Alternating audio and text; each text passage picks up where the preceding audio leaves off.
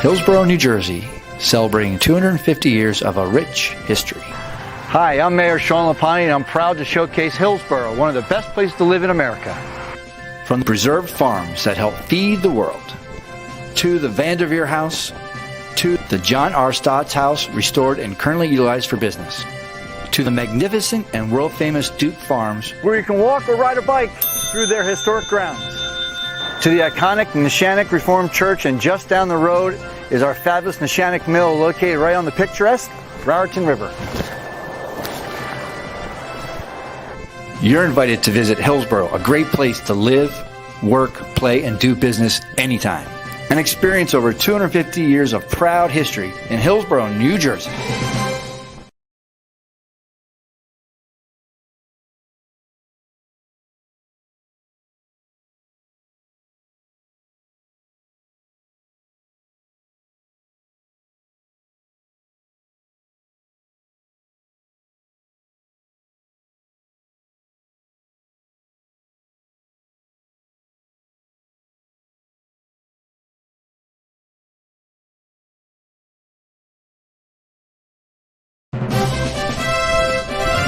Hillsborough, New Jersey, celebrating 250 years of a rich history. Hi, I'm Mayor Sean Lapani, and I'm proud to showcase Hillsborough, one of the best places to live in America.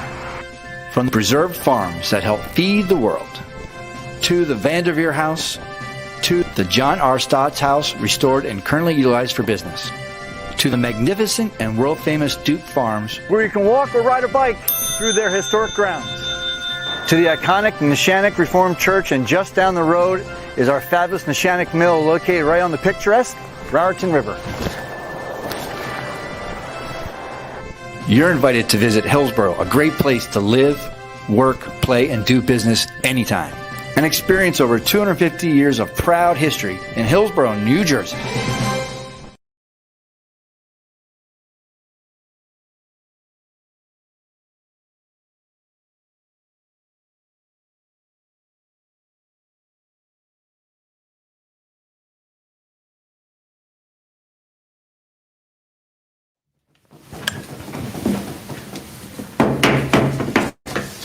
Good evening and welcome to the Township Committee meeting of June 15th, 2021.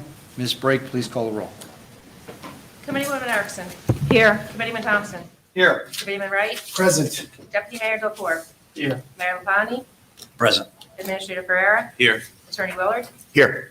Attorney Bernstein. Here. Please join me in salute to the flag.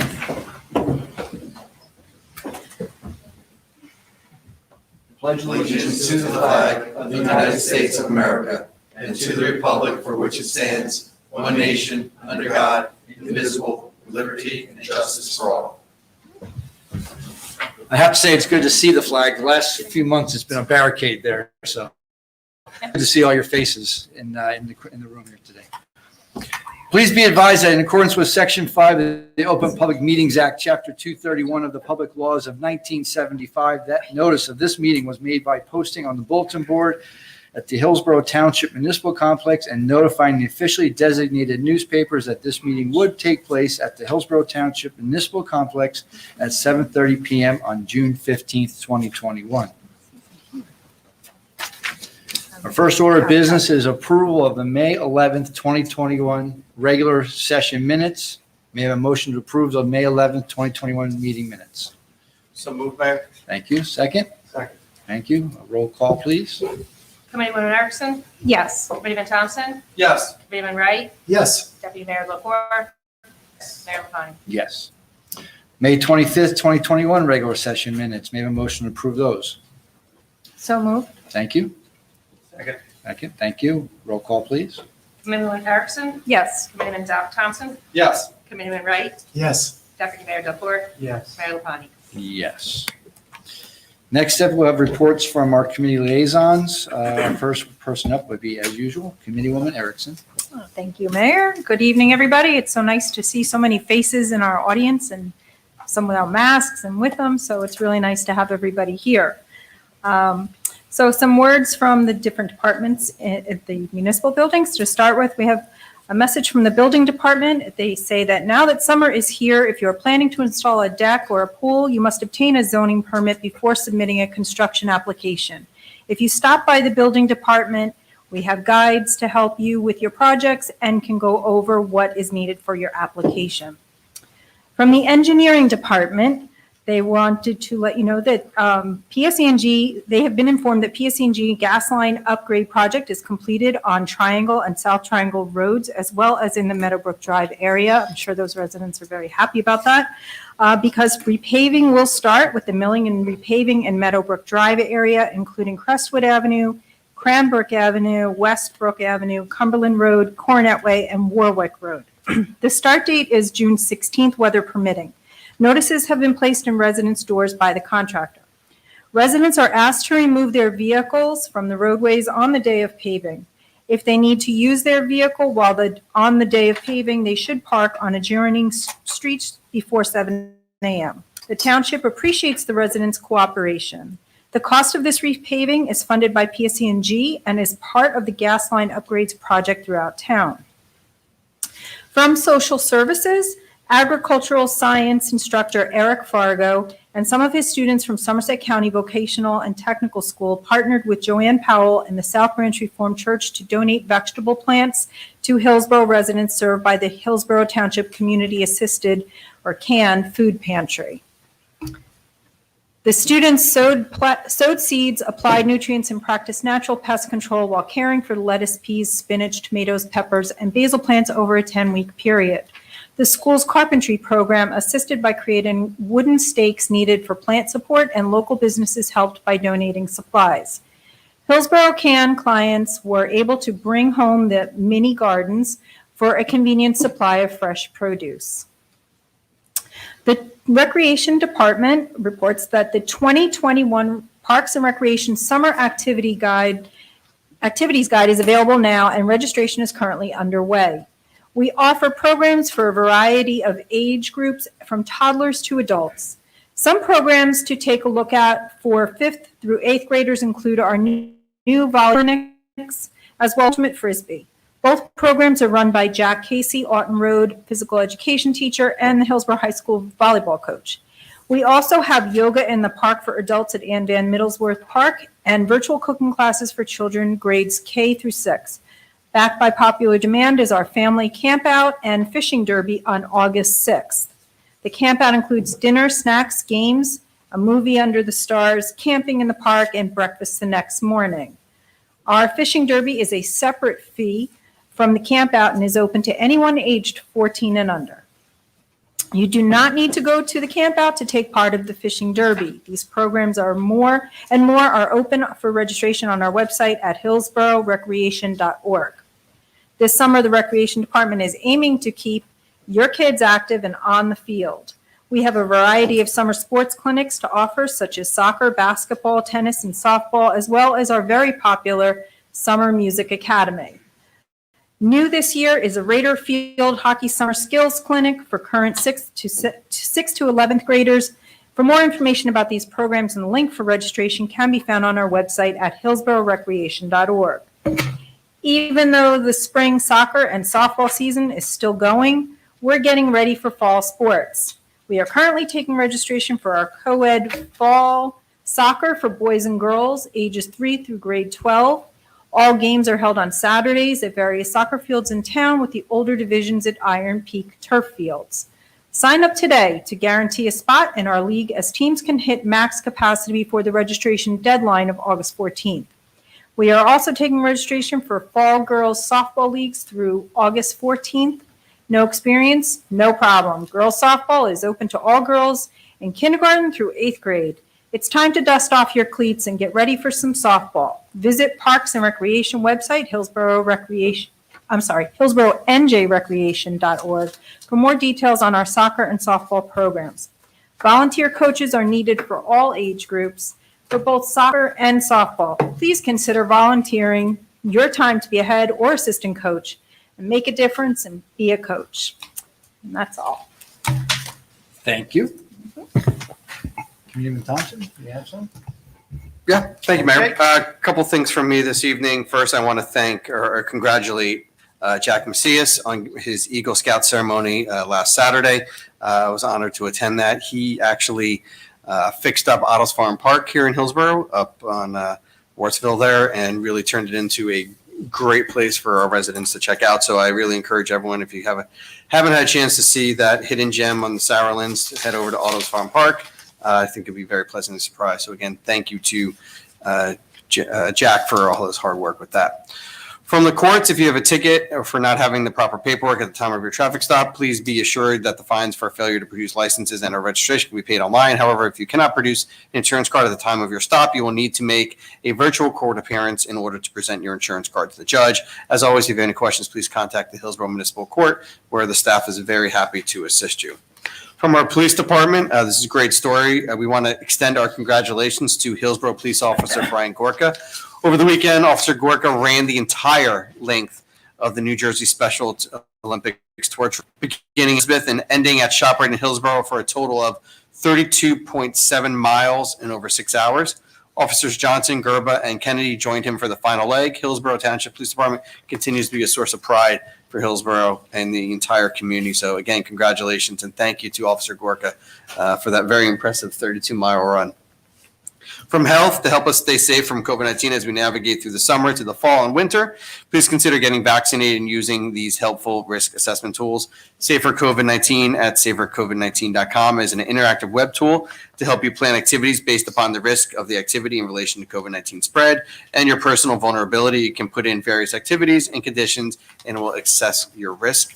Also, there's a COVID-19 app at covid19.nj.gov/pages/app to anonymously alert users if they have been in close contact with a person who has been diagnosed with COVID-19.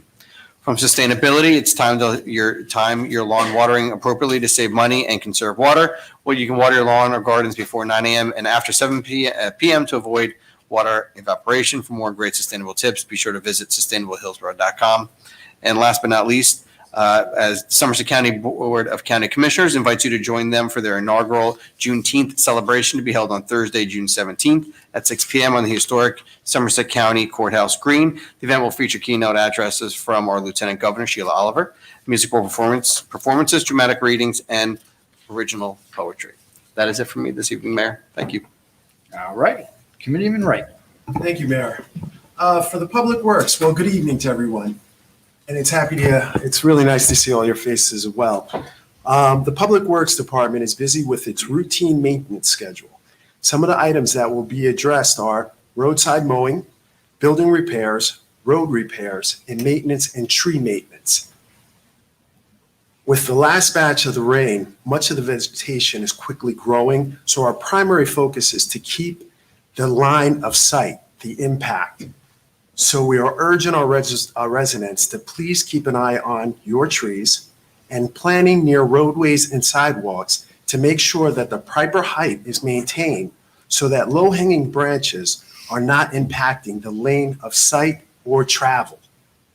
All right, for more information on how to prune your trees, please visit New Jersey Forest Service website.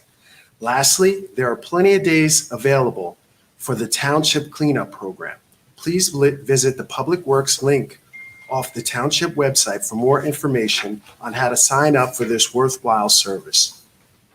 In Somerset County, the Board of Commissioners is pleased to announce the reopening of the county facilities to the public beginning Tuesday, June 15th. This decision was made based on a recommendation by the state and federal health care mandate and guidelines issued by the Center for Disease Control. In most facilities, the public is not required to wear a mask if they are fully vaccinated, but those who have not been fully vaccinated are strongly encouraged to wear masks.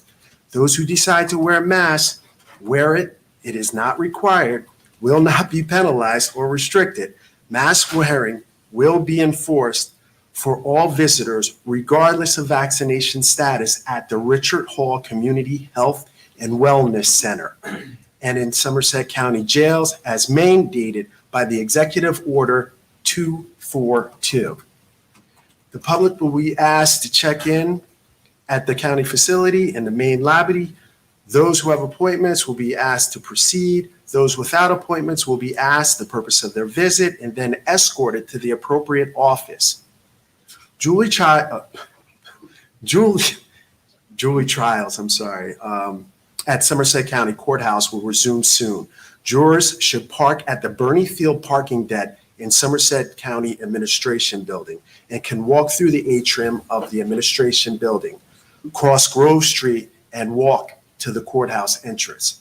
Public and county employees should not enter public buildings if they have tested positive for COVID-19 in the past 10 days or if they have any of the familiar common symptoms of COVID-19, such as new loss of taste, smell, hay fever, chills, cough, fatigue, any flu-like system. The administrative building at 20 Grove Street, Somerville, is now open Monday to Friday from 8 a.m. to 4:30 p.m. except for holidays. For more information about the hours of operation at the building, visit the Somerset County website. And lastly, on Friday, the Somerville Downtown Business Association had the honor of unveiling a Be Pride Month mural, a tribute to the trailblazing figures of the LGBTQ plus history. Located on Division Street, Somerset County commissioners and other leaders in the community turned out in force for the opening, as well as many members of the community. This is only one of the several events the county is celebrating for Pride Month. And we already mentioned that. And that's pretty much it for me. Thank you, Mayor. All right, Jeff, thank you. Deputy Mayor Delcor. Thank you, Mayor. First of all, I'd like to echo some of the other sentiments. It's been a long 15, 16 months for all of us, and it's certainly nice to see some people in the crowd, and for us to be live again, be able to avoid our Zoom meeting. So welcome back, and we're certainly don't take for granted you all being here, so thank you. We do live in New Jersey, so there are always property tax deduction processes we are looking to pass along to our residents, in particular for those age 65 and older who earn less than $10,000 a year. And that is not including your Social Security income. You may qualify for a senior property tax deduction of up to $250, or seniors with a higher income threshold may also qualify for different programs under for the state as part of the senior fees program. There are a number of senior and veterans programs that are available and offered. So if you need more information there on what you may qualify for, in particular, we'd like to look out for veterans and seniors who are operating on a fixed income. Please contact the assessor's office. It's 908-369-2077, and they can provide you with some details on what programs might be available to help you with your property tax burdens, and we can help provide some deduction ideas for you. The Finance Department, we will be providing the estimated tax bills for the August tax quarter. They'll be going out shortly, and you can expect to receive that bill on the estimates during the first week of July. And finally, for the as it relates to the business advocate, we do have an organization here in town. It's the Hillsborough Business Association. It's a township initiative that was formed to help local businesses with promotion and development programs. It's part of a organization here, and the business advocate really coordinates very closely with that group to make sure we can run programs for our local businesses. Now that we are able to frequent our businesses a little more often, we will be running some programs to help get them back up to speed to where they were pre-pandemic. So please take a look at our Facebook page. That's the Hillsborough Business Association, or you can reach out to the business advocate for additional promotional opportunities and business news. And for those local businesses that want to participate in the HBA, please reach out to David Coys as business advocate. We'll make sure we get you situated there. Thank you, Mayor. That's all for me. Thank you, Deputy. Okay. That's it. Everyone go home. No. I'm teasing. So it was my honor, as well as everybody here, to host the annual Salute to Veterans Breakfast on Saturday, May 29th, where we were able to really pay tribute to all of our worthy veterans. Despite the heavy downpours, we were able to pay tribute to those who served and ultimately paid the ultimate sacrifice. Grand Marshal Thomas really finally was able to take his place on the stage because he was obviously delayed as of last year. He was presented with the congressional flag from Congressman Tom Malinowski. He shared his sentiments on the meaning of Memorial Day. Hillsborough High School Chorale and member Sabrina Schubert, who we'll talk to later, performed Amazing Grace, and marching band member Eric Duma performed taps. The event concluded with the annual roll call of veterans, and I've said this before, it is probably one of the best things that we do as a function for anything for our people. It's really a great day, and even the weather couldn't damper the spirits and the intent that what it was. So thanks to all the vets who came out, and also to Tom Salili for his service. So we have a couple dates coming up that we want to remind you of. Our first one, we'll be holding our 250th anniversary parade that was canceled due to rain on Saturday, September 18th at 10 a.m.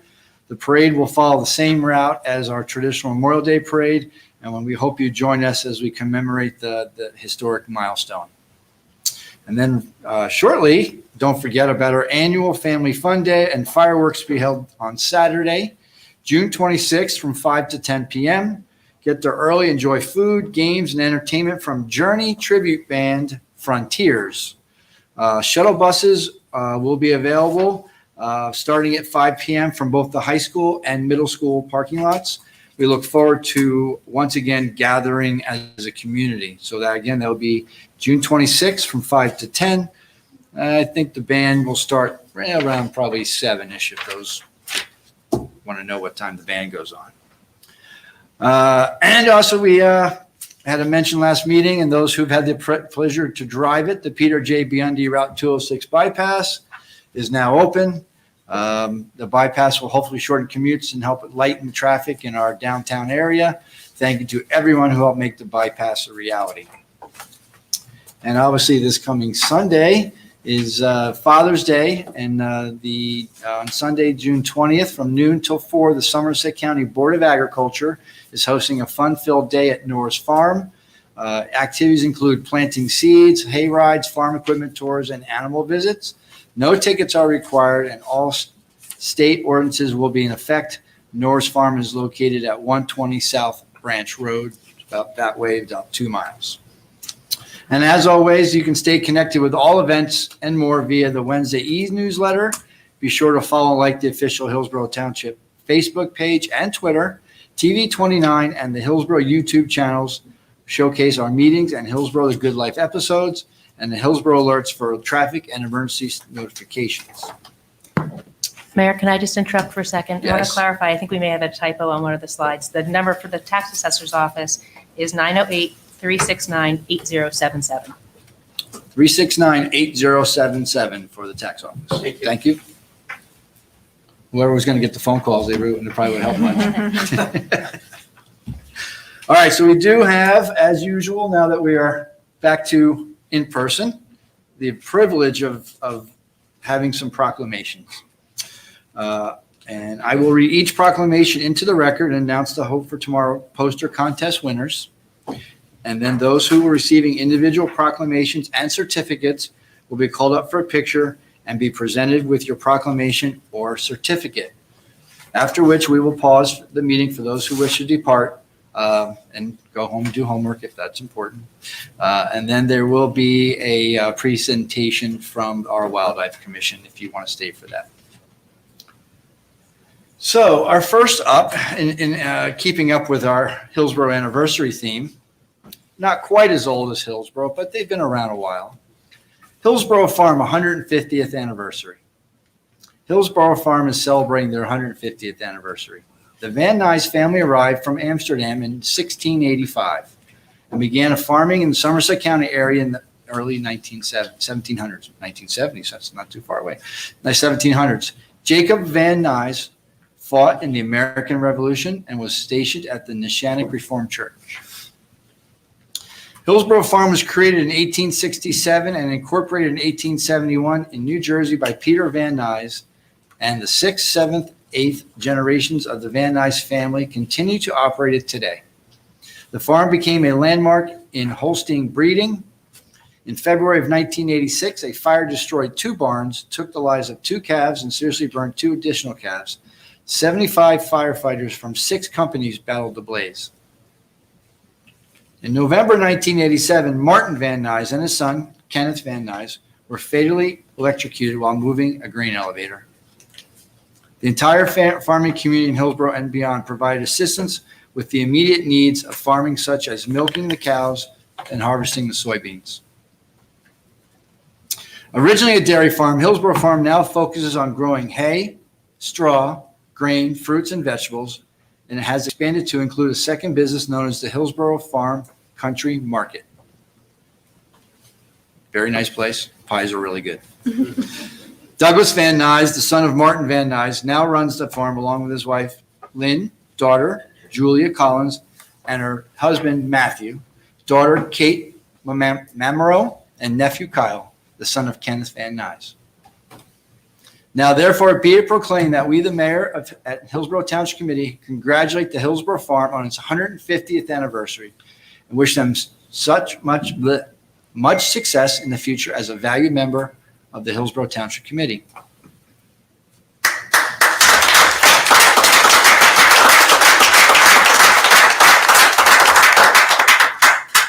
Yeah, I thought 50 years was pretty good for a business. We got some work to do. Yeah. Congratulations to all the Van Nuys. Next up is Lauren Peterson of Amsterdam Teacher of the Year. Lauren Peterson, a first, second grade language and learning disabilities teacher, has the honor of being named as Amsterdam Elementary School's Governor Educator of the Year for 2021. In recognition of her dedication and service to the Hillsborough School District. Lauren Peterson has been a member of the Hillsborough School District for 6 years. She has co-chaired the school-wide 100th Day Celebration, the annual Autism Acceptance Celebration, and has served as a turnkey trainer for a district for 2 years.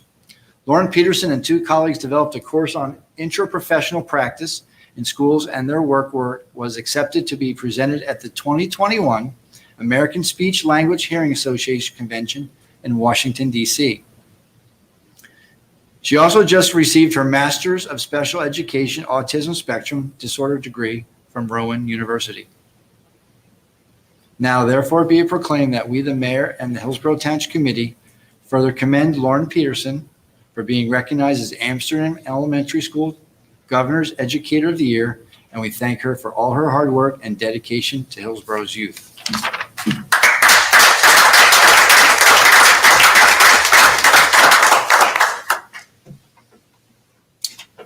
And we just mentioned her name, but Sabrina Schubert, New Jersey Governor's Award.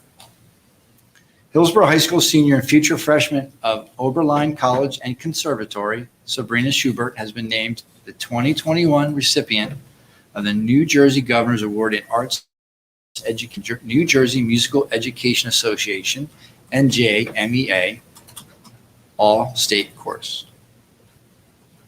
The Governor's Award in Arts Education began in 1980 to promote awareness and appreciation of the arts.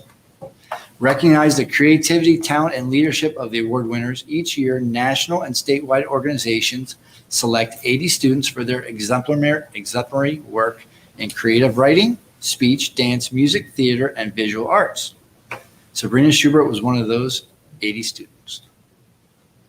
Sabrina was also a finalist receiving an honorable mention in the 2021 Eastern Regional NATS vocal competition and the highest scoring soprano I'm not sure what it is, in the 2019 CJMEA Regional 2 Honors Chorus.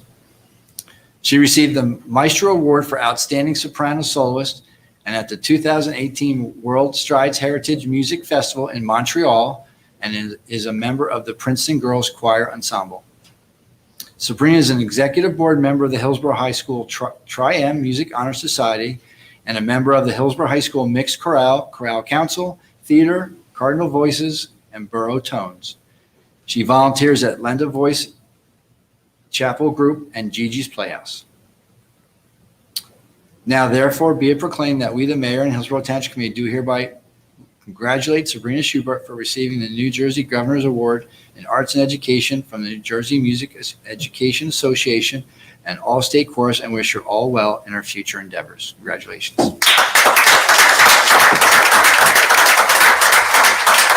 Sabrina sang at the Veterans thing in a mask and belted out, and it was just as if she wasn't wearing it. So that was pretty good. Congratulations.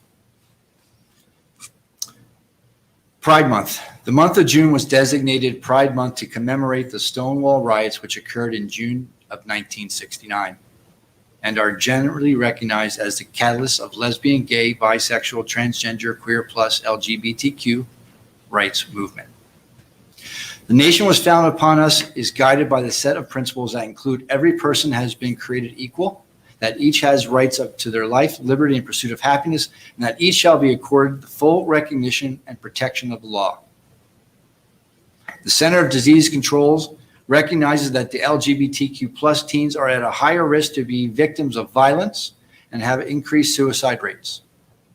It is imperative that young people in the community, regardless of sexual orientation or gender identity, feel valued, safe, empowered, and supported by their peers, educators, and community leaders. Hillsborough Township is dedicated to fostering acceptance of all its citizens and preventing discrimination and bullying based on sexual orientation and gender identity. Our community is strengthened by and thrives upon the rich diversity of ethnic, cultural, racial, gender, and sexual identities of its residents, and all which contribute to the vibrant character of our township. Now, therefore, be it proclaimed that we, the mayor and the Hillsborough Township Committee, do hereby recognize June as Pride Month and urge all residents to recognize the contributions made by the members of our LGBTQ plus community and to actively promote the principles of equality and liberty.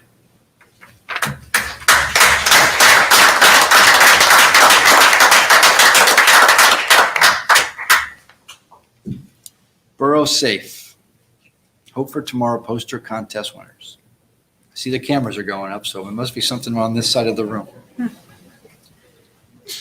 Borough Safe, Hillsborough's community collaborative dedicated to mental health awareness and suicide prevention, hosted the Hope for Tomorrow Mental Health and Wellness Fair on Friday, May 14th from 5 to 7 p.m. outdoor on the grounds of the municipal complex. Borough Safe's mission is to provide access to mental health resources, emotional well-being best practices, and suicide prevention resources across the entire Hillsborough community. The Hope for Tomorrow event literally brought Borough Safe's mission to life. Borough Safe's identity identifies 6 dimensions of mental health and wellness, including spiritual, intellectual, physical, emotional, social, and occupational. And the fair showcase resources from a variety of local organizations representing each of these dimensions. There was a poster contest open to all Hillsborough Township students. The theme was Exercise Your Emotions. How do you make yourself feel good? Students were encouraged to create a poster showing how they take care of their feelings and what they do to take care of themselves. All the posters displayed were voted on by the community members who attended the event. And I'm pleased to announce the top 6 posters. In the 5th grade is Ashira Shushikamar. I'm sorry if I. In the 6th grade, Eva Tripathi. And also Engaha Dingari. We had a kindergarten winner of Vahin Sahu, a 6th grade, Jaha Devi, and our 2nd grade was Yuna Lee.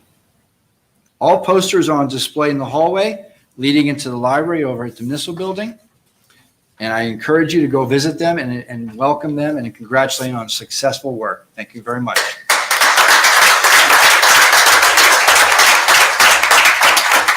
So I'm now going to come down and present our proclamations and certificates to our winners, and then after that, you may leave. If you wish to stay, you're more than welcome.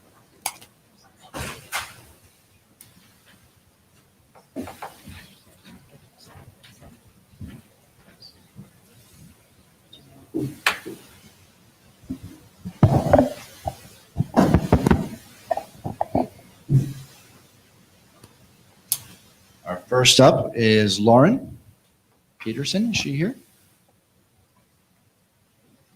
Didn't make it? Okay. Then we will go to the Hillsborough Farm. I know they're here.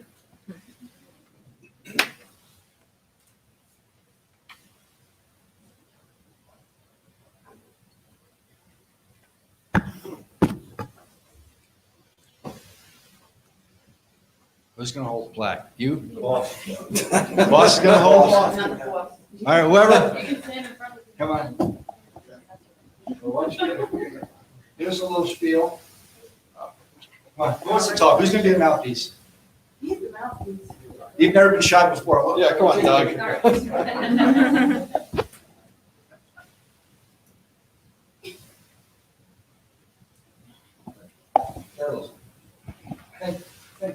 Well, obviously, we've been here for a while, and it's been a long, hard road, and farming is not the easiest thing you can do in the world, but we're trying, and we're going to keep at it best we can do. And if you have time, come visit our market. There you go.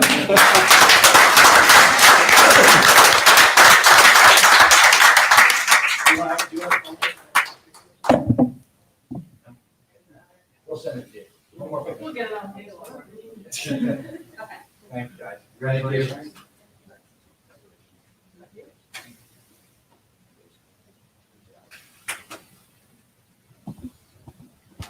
Alrighty.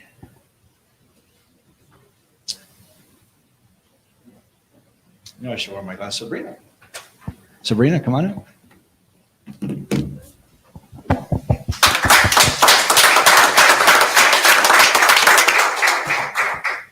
I would say sing something, but I don't know.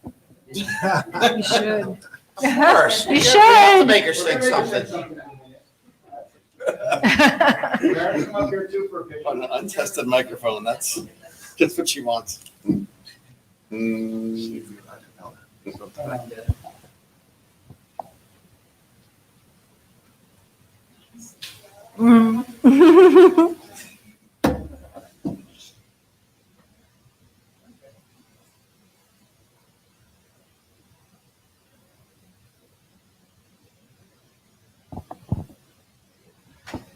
I just say something or? As long as you're saying it too, yes. Sing, Sabrina. Amazing Grace, you know, something. I can do Amazing Grace again. I can do a reprise. Okay, I don't have the starting note. I'll just do it. Amazing grace, how sweet the sound that saved a wretch like me. I once was lost, but now I'm found. Was blind, but now I see.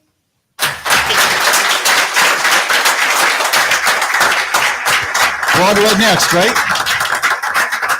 Beautiful, beautiful. All right. We have somebody for Pride? Nobody here today for Pride? Okay. All right. We probably have some certificate people that might be here, so let's see. I feel like Monty Hall.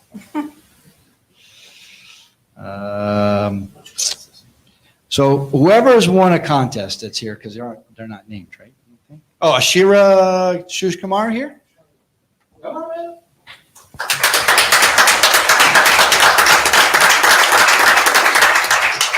Mom and Dad want one too?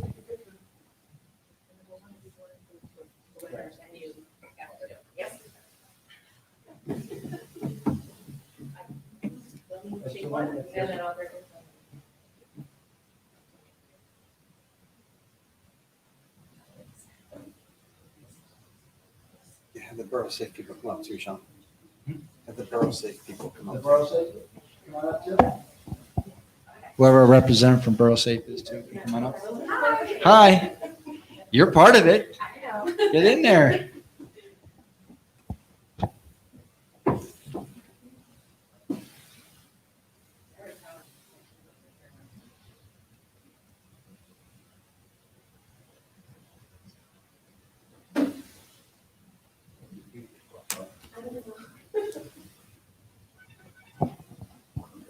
Say something.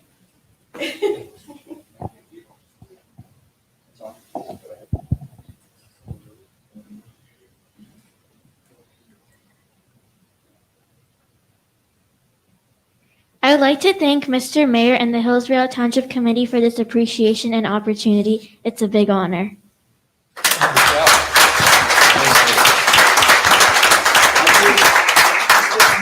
Group together and bring it all back up.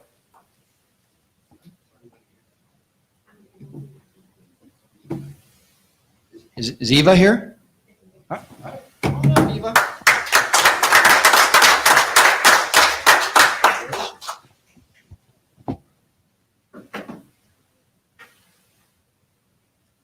Mom and Dad? Sister?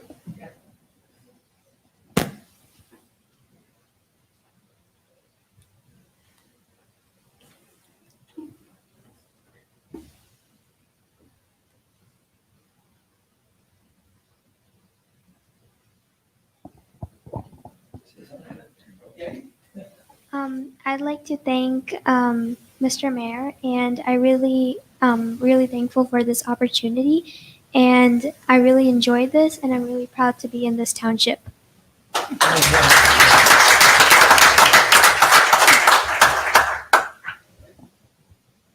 Angaha? Dingari? No. Umel. Bahin? Oh, Bahin, you're itching. Congratulations. How are you? I'm good. Yeah, you did a good job, huh? You want to sit around and get a picture taken? Here, turn around. Turn around. She wants the microphone. Yeah.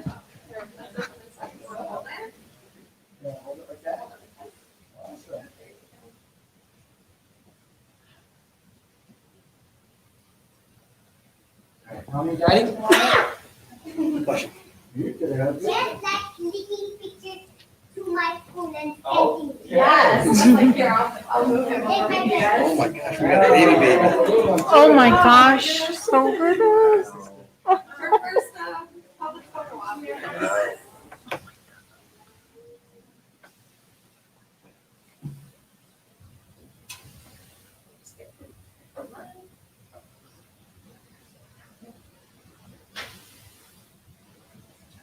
All right, it's your turn. What do you want to say? I want to thank my teacher named Mr. Dipano.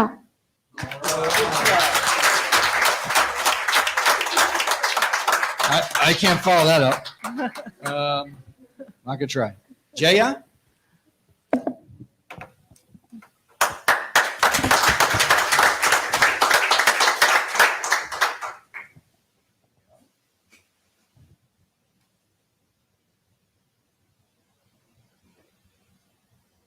Okay, Mom and Dad? Sister?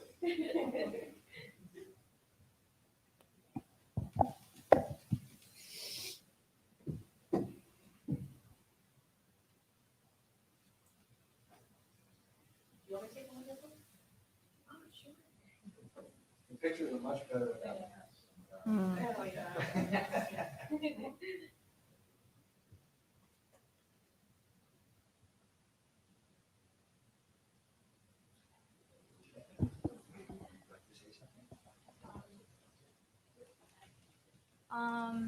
It was really fun participating in this contest. Thank you.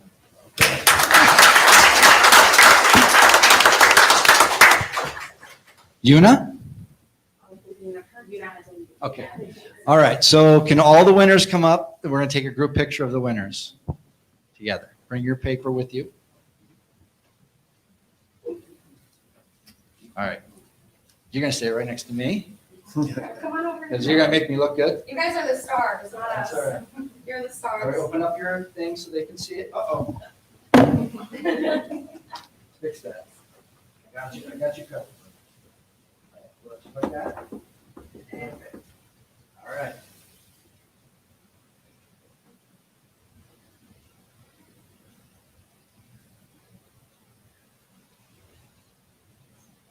All right, very good.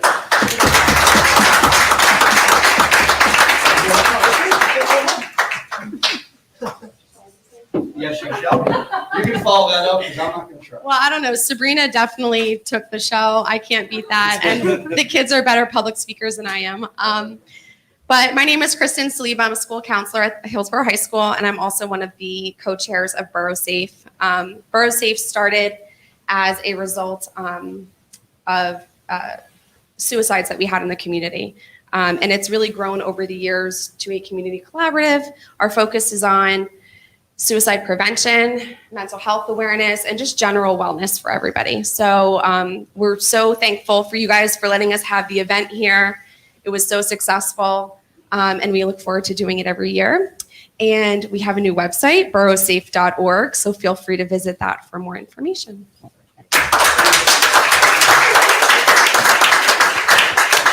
Okay, so those who want to leave can leave now. Go home, do homework, or have dinner, or whatever. Thank you all. Congratulations to everybody.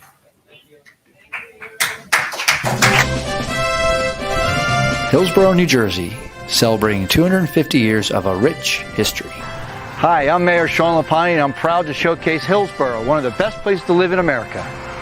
From the preserved farms that help feed the world, to the Vanderveer House, to the John R. Stott's house, restored and currently utilized for business, to the magnificent and world-famous Duke Farms, Where you can walk or ride a bike through their historic grounds.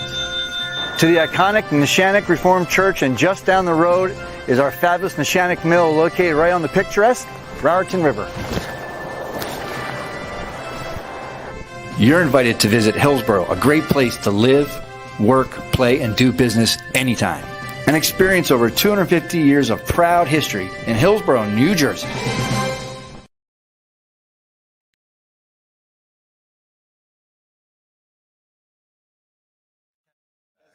Kaz is back. All right. So we're back. Thank you to all the people who participated and award winners in our proclamations. Our next order of business will be a presentation from our Wildlife Commission. Please come to the mic, and the floor is yours.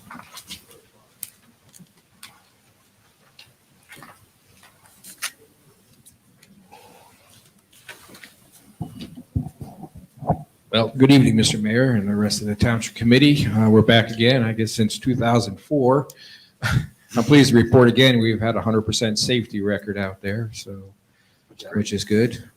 So that's the best thing we want, is to be safe out there. So we have a tabulation. We had 59 of the surveys returned, so it's a 98% success rate for surveys. It's probably the best year we've had too on those.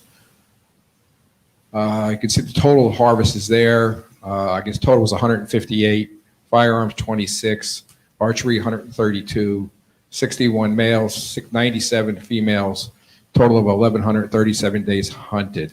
That was also a record harvest this year for the number there. And if you look at the motor vehicle collisions too, it's also a record for that. It's down to 94 reported last year, auto collisions. Again, we donated 27 deer this year to the program, to the Norwest Cap, which actually is another bonus year, record year this year also. The processing is done at V. Roach, Son, and White House at the cost of $2,025 to the township, which is done with the township permit fees, pays for that program there. So we just wish to continue the program with the Hunters Helping the Hungers Helping the Hungry, the venison program, and just doing our normal stuff that we've been doing through the previous years. So with tree stand safety course, the safety course we're going to reenact again in August earlier this year. Last year we had to cancel it because of we did it online, so it worked well that way.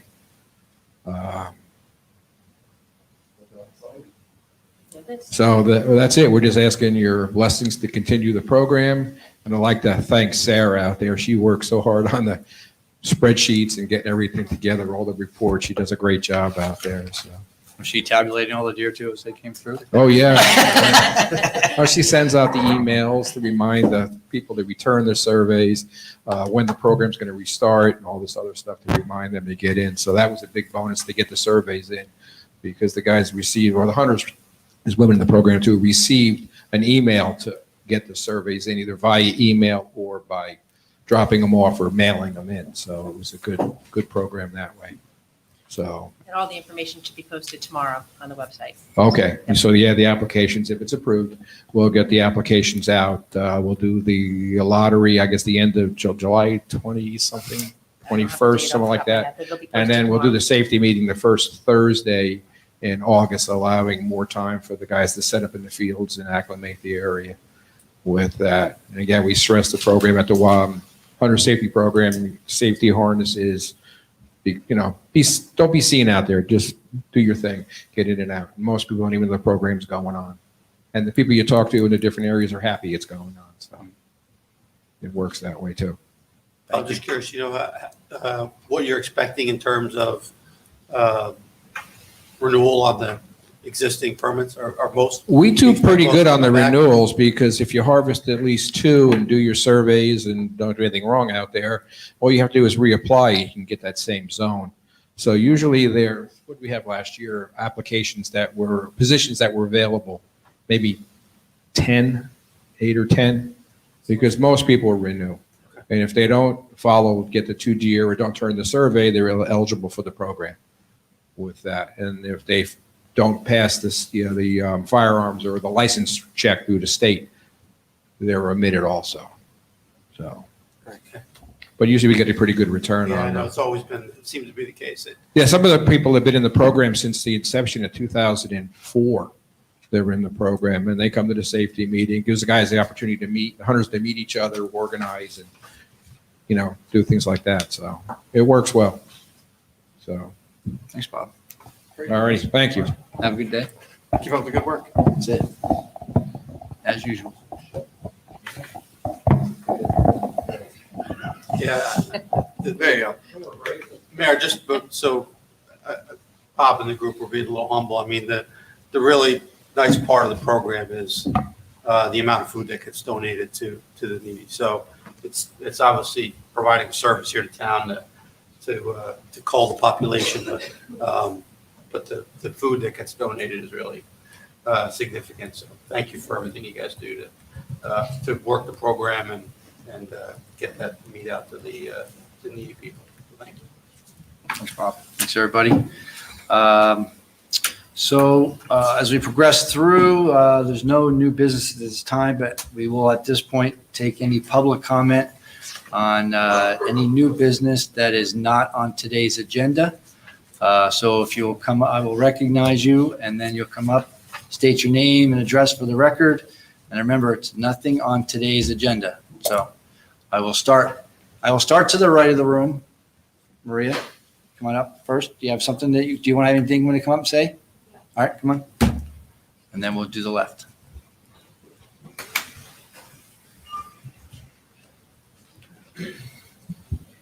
Maria Janusik, 720 East Freck Avenue, Manville, New Jersey. I'm also a Hillsborough Township property owner, Block 86, Lot 3, 2155 Champlain Road. First, I want to say that there were no copies of the ordinances, the resolutions, and the claims list when I came in. So the only thing I have is a copy of the agenda. There were multiple copies back there. There was also a sign if you wanted more copies, they were available on request. So we do have copies. Did you ask anyone for copies? There's a sign back there. I don't know who to ask. Okay. Well, We'll get you one. So I get copies of everything, the claims list and all that stuff? Sure. Okay, so Absolutely. now it's going to be a little bit difficult to ask questions when the resolutions come up. So my first question, I wanted to ask Committeewoman Janine Erickson and Committeeman Jeffrey Wright if they read the letters that I had sent to them a few weeks ago, and what is their response to my letters? I did receive your letters, I did read them, and I would defer to the fact that was, as Committeeman Delcor mentioned, that all the information that was contained in there has already been discussed and reviewed, and that if there was still an issue, that we had to raise it to the prosecutor's office. So there's, on my end, it's stuff that happened before I've been here, and that's where I'll defer to. But I did receive it and did read it. Okay. So- Yes, I did receive it and I did read it. And your response? My response is, I kind of have to agree with my colleagues up here. A lot of this was before my time. Some of it I really didn't understand where you were going with it because there was a lot of repeats. I saw a lot of red writing. You had wrote a few comments. But maybe you can give me a call or we can have some time off and you can bring me up to speed. Because I don't want to dismiss it, but I kind of feel like this is something that's already, been going on way before I became a committeeman. Okay, all right, but my letter was, the intent of my letter is to let you know that this is a situation here. And in this regard to the records, the property records of my Hillsborough property. Well, I did see that, but again, it didn't seem like it was a letter specifically to me. It seemed like it was copies of other letters. And it, it was just paraphrasing certain things. So I was just coming into the middle of it. And I truly didn't get what you were asking of me as a newly elected committee person. So again, I'd really appreciate it if you gave me a call.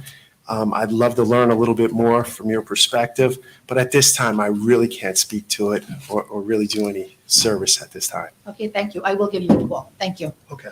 Okay, now the property, this is in regard to the property that is known as the Sherman Property, which was Block 86, Lot 21, but it's now two separate lots, Block 86, Lot 21.01, and Block 86, Lot 21.02, that are owned by Hillsborough. And I'd like to find out if those properties have been sold to the developers yet for the affordable housing. That question has been asked and answered several times, and it's still the same, and has not been transferred yet.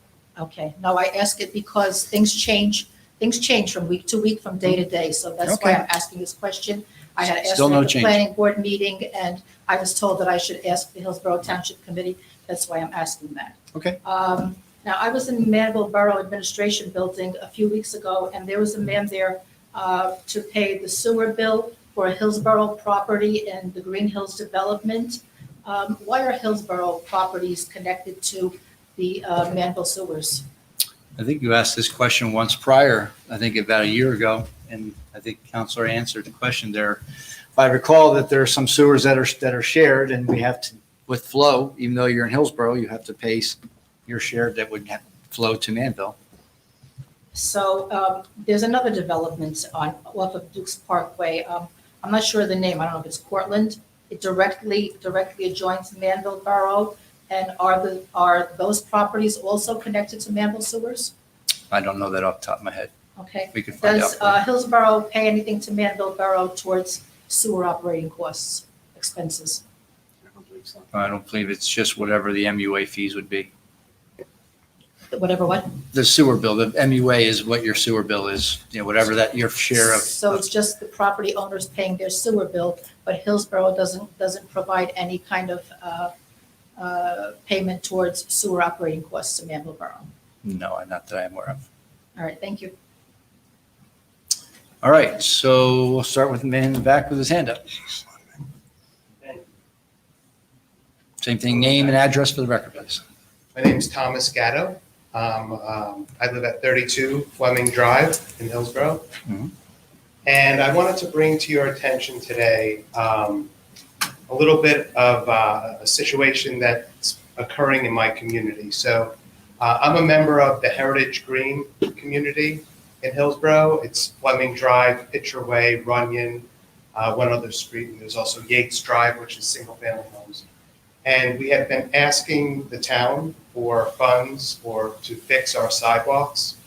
And this year, we were very happy to find that the town is funding that. What we weren't happy about was the fact that they're cutting down 220 of our trees in the process of replacing these sidewalks. So these are over 25-year-old trees. They are really nice trees. They're touching each other over the sidewalks. And it seems as though there was a little bit of confusion as to how we got to this point where the town actually has plans to begin working in September. But apparently there was a proposal provided to our homeowner association. And in that proposal, it stated that they're going to remove the trees. I think there was a second proposal where they would remove trees on one side of the street and the sidewalk would be removed from the other side of the street. One side is getting it. But apparently our homeowner association board of trustees agreed with the proposal from the town, and now the plans are set. So members of the community were outraged on May 24th when we received an email. We were never given any notification whatsoever from our homeowner association, and we're very upset about it. We started a petition to raise awareness of this, and I wanted to let you all know that there's many people that oppose it.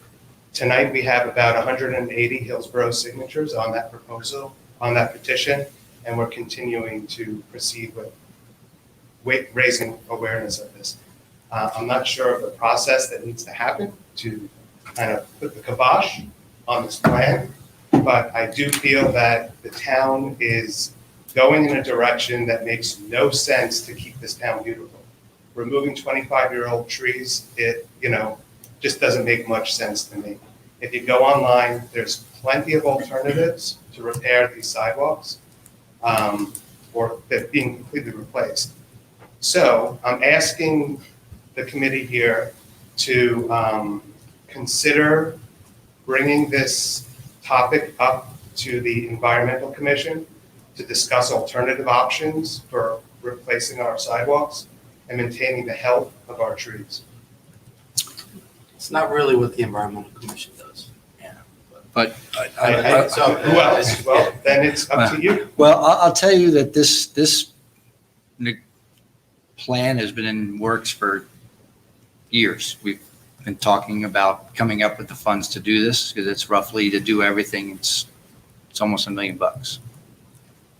So we presented to your HOA, who is our conduit to you, Exactly. several plans. One was leave all the trees, take all the sidewalks away. Take all the trees down, put new sidewalks, have sidewalks on one side, Yeah. no on the other. So we basically asked, what do you want as a homeowner association? And let me finish. What we got back was they were in favor of, they wanted to have the sidewalks. Now, the problem with, in general, leaving the sidewalks where they are and your driveways, as you know, they are planted within 2 feet to 3 feet of between the sidewalk and the street. So their roots are pushing up the sidewalk and they're pushing up your driveways, creating a safety hazard, which we recognize. To just repair sidewalks does not fix the problem. Just to put new sidewalks down does not fix the problem. Does not fix the fact that it's going to pull up your driveways. The trees are the issue. So what we asked you as a homeowners association to come up, and maybe that was you still need to have a meeting with your homeowner association. Come here, get in our room here, all 125 of your people, and work it out and tell us what you want to do. But essentially, we're asking for directive from you. And if the directive we received was they wanted the sidewalks, they weren't so cool about the trees. Now, you could plant trees back into people's properties, but you're not going to have that same beautiful canopy that you're talking about. Believe me, I know. I planted those trees 25 years ago. So and I empathize with you because I think it looks. Planted those trees. Are my business years ago planted those trees in that development. Yes, Central Jersey. Some of them were planted green, others were planted. Well, the trees in general, 30 years So ago. I'm I guess bringing where we can leave this with you is we aren't doing anything until we have a signed off affidavit from the HOA. Okay. That's good. And for this particular reason, Okay. we need to have a consensus from that neighborhood that whatever we do, you guys, whether it's 51 to 49 or whatever it is what you've accepted, because we don't want this to be Right. a problem down the road. So that's where we are. Great, that's great to hear, and I appreciate that. That was not clear to me as of now. So I do want to point out, though, that the plans are, that there's plenty of other options when Hillsborough is going through this process of replacing sidewalks. Sidewalks are maybe, 25, 30, 35 years, and they have to be replaced and fixed. There's trees all over this town along our sidewalks that roots are bringing up the sidewalks. It's not always the tree's fault, because if you look in our community itself, you'll see there are trees planted in the middle of fields, those same trees, and they have roots that are on the surface of the grass because poor irrigation or whatever it is, No. drainage. Those trees were planted, they're sugar maples, they have surface roots. You go down through Princeton and New York City, Well, they're all, I'm just telling you, they are, unfortunately, the trees that were spec probably were the wrong tree years and years ago. But those trees inherently have surface roots. And okay. it's just, if you walk down Manhattan, you got the same problem. You walk down the streets of Princeton, they've got the same problem. Those are the trees that were So- planted years ago. So we reached out to the town of Montgomery to see what their solutions were in the past, and we've gotten some feedback from them. And perhaps I'll share that with this committee. Well, like I said, it's, Another thing about the trees, the roots, if you do come down our street and in our neighborhood, you'll see that there are some trees that do have roots on the surface, and some trees apparently are just fine. There's no roots showing whatsoever. They're both, in both cases, the trees are planted right between the sidewalk and the streets. But there are alternatives that are pretty straightforward and probably more cost effective. There's things called, beveling uneven sidewalks, where you just shave off a higher ledge of a sidewalk to bring it lower. There's slab jacking of sidewalks, where you pump cement underneath an existing sidewalk to bring it up higher so it's level. And there's excavating beneath the roots and sidewalk to allow the tree roots to grow down instead of push the sidewalks up. So those are three basic ways to just maintain sidewalks. Now, these sidewalks are scheduled to be replaced. For replacing sidewalks, there's different ways of constructing sidewalks that are tree-friendly. You could use interlocking pavers, if you like, or you could add stones beneath this new construction on top of the roots, and that'll force the roots to go down below, and there won't be growth pushing the sidewalks up. So, this was just something I picked up offline. There's plenty of information online about different alternatives that don't involve cutting down trees. And I think that the town is making a very big mistake and going down the wrong path if their quickest solution is to cut down 220 trees to fix a sidewalk. So, and I appreciate your comments, but I want to make sure we're clear. If the belief is that we rushed into a decision to cut down 220 trees, I want to make sure you're very clear that that was not the case of what was undertaken here. I don't mean this as a pejorative, but are you an engineer? I'm not. Okay. So we have had our engineering team been looking at this for years. Here's the issue we face. There's a safety issue. You have a lot of people with young children, moms that want to push their kids in strollers, kids that ride their bicycles. With the sidewalks and the driveways elevated, that's a problem. If there was a solution to simply shave the sidewalk or refinish it or rip it up and put it back down, I can absolutely assure you we would have undertaken that as an alternative. The problem will be from every engineer, that both our in-house people and our outside engineering firm that works with us on this, they've told us that the problem will be you will fix it and the roots will pump those right back up again. And so we need to be sure that there's not a issue of liability, there's not an issue of safety. both for the sidewalks and the driveways. So I'm not saying we can't save the trees, but the alternative will be something else. It likely will not be keep the trees and replace the sidewalks.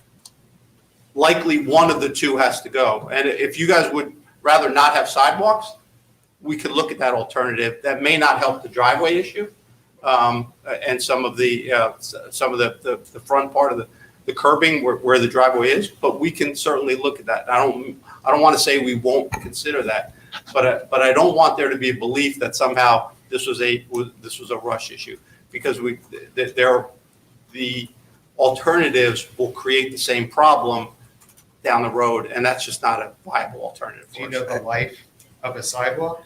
When does a sidewalk need to be replaced? What is the? But it's not the issue of the lifespan of the sidewalk. It's that they're being uprooted by the trees, and it's creating a safety issue. But do you know what the life of a sidewalk is? When does a typical sidewalk need to be replaced? It depends. Okay. Could Well, be 40 years. So can I just ask a question? Have you sat down and spoken to your HOA? I mean, you said you got an email. Yeah, we have a meeting coming up. Okay. I think the most appropriate course of action, because this isn't happening till at a minimum September, right? Is I think you need to talk to who you pay your dues to, right? And see if there's some sort of solution that the whole community is going to get together. Because again, this has been on our docket or dais or in front of us now for at least 3 or 4 years that we've been talking about this and working with the HOA. Yeah. So now having someone come from the town or the Dreamer section saying, oh my God, this is happening. It's kind of, we were working with who we thought were best to be working with. So I think if you go back and you talk to who you're represented There was by. a failure in our HOA to let the community know, and there was so many of us that And were very shocked. So But I'm sure they were we acting will. on their best interests, right? I mean, they were trying to do what was best for the community. I don't think there was any malice by anyone, right? Like they were all trying to say what's the best solution. So I think if you go back and work with them and then you come back or your leadership comes back and talks to us, I'm sure we can work on other issues. But to Frank's point, I mean, this happened in the neighborhood I live in where you see the trees that were planted between the curb and the sidewalk, all those trees had to start getting cut down because it just pushed all the sidewalks up. And I'm in a neighborhood that's 40 plus years old. I think it's 42 years old. So, and we had the same thing happen. So that happens when someone thought it was a good idea to put the trees. But there between are the two. alternative solutions, and I think that we should redouble our efforts looking at what those alternatives are. It's not, appropriate to just say this is the solution. Tree roots grow, sidewalks get risen. There are places where the sidewalks risen where there's no trees to. So I thank you for your time. Okay. Mayor, if you don't mind just for a second, 'cause I've been involved in these, and it's been at least 5 years. So instead of, and having that petition's great, I'd like to get a hold of that because I'm working directly with your HOA and Tom Bellinger engineer, and we stopped the project because for everything you just said, we're not confident that it's the word of the residents. So it doesn't need to go to the committee. It needs to go to myself and the engineering team, because we want to make sure it's what you guys want, not what, we're not driving the train here. Yeah. It's the residents. However, for a lot of the issues that were brought up, and there's more of why we're not going to spend over $1 million and just lay a sidewalk down, and 25 years from now, well, the other people worry about it. That doesn't make any sense at all. But I will take a look at all of those alternatives and share it with our engineering team. Okay, great. So that's important. So if you'd want to leave a copy with Sarah or me. Yeah, I don't have a copy. I could email. Yeah, that'd be great. That's fine. Yeah. You can email it to us. Perfect. And Thank you. like I said, if you need a bigger room to have a meeting, the building's open now. We'll see how it goes. Thank you all. All right, Mr. Gatto. Anyone else? Thank you. Yes, sir.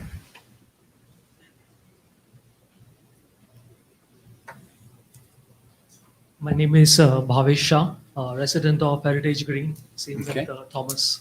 And I'm here for the same reason. Once we found out that the township is planning to cut down 220, let me pause for a second, 220 trees, which take years to grow. And it will definitely bring down the aesthetics of the community, bring down the property value. So it is just not the sidewalk issue, but also the welfare of residents who live there. So I have written a couple of points. I think he mentioned most of them, but I think one point I like to bring out is this, that the tree cutting down tree is also not going to be free. It's not cheap. No. So the cost that you're going to incur in cutting down trees, probably you can put it in an escrow fund and use that if the sidewalk comes up again. I mean, if it took 25, 30 years, maybe more, for the sidewalk to be in this condition, it's not going to be. We can't do that from a liability standpoint, sir. We can't fix a problem that we know is a situation that is dangerous just by putting money in escrow. It's a trip hazard, and if we just throw a blind eye to it and just say because we wanted to save the trees, it's not a viable alternative. I'm sorry. So we need to come to your neighborhood needs to come to a resolution for long term, either, and whatever that resolution, we work here. Listen, we're not, like I said, we're not driving the train here. We were approached by your HOA saying that there's an issue here. So if you really like the trees and you can take all the sidewalks away and you guys want to just walk down the side of the streets, and save all the trees you want, that's an alternative. Or say move sidewalks into the property line of somebody else of one side, then you start encroaching on people's property. So you're out of the easement. So I mean, it's a pretty complex issue. But just to repair sidewalks and hope in 10 years that we have to fix them again, that's really not something we can do. I thank you for your time, but You're welcome. at the same time, let me say one more thing. If I understand that trip hazard and the liability issue, but that issue existed for the past 10 years. Mhm. Now suddenly saying that, okay, to take care of this issue, we are going to cut down all the trees, that's also not fair to the residents. No, I'm not saying it is fair. I'm saying it needs to be addressed because it's just gotten progressively Gotcha. worse. And we'll wait from the guidance from your developments to what you feel, once you guys get together. Thank you for your time. You're welcome. Thank you. Scotch.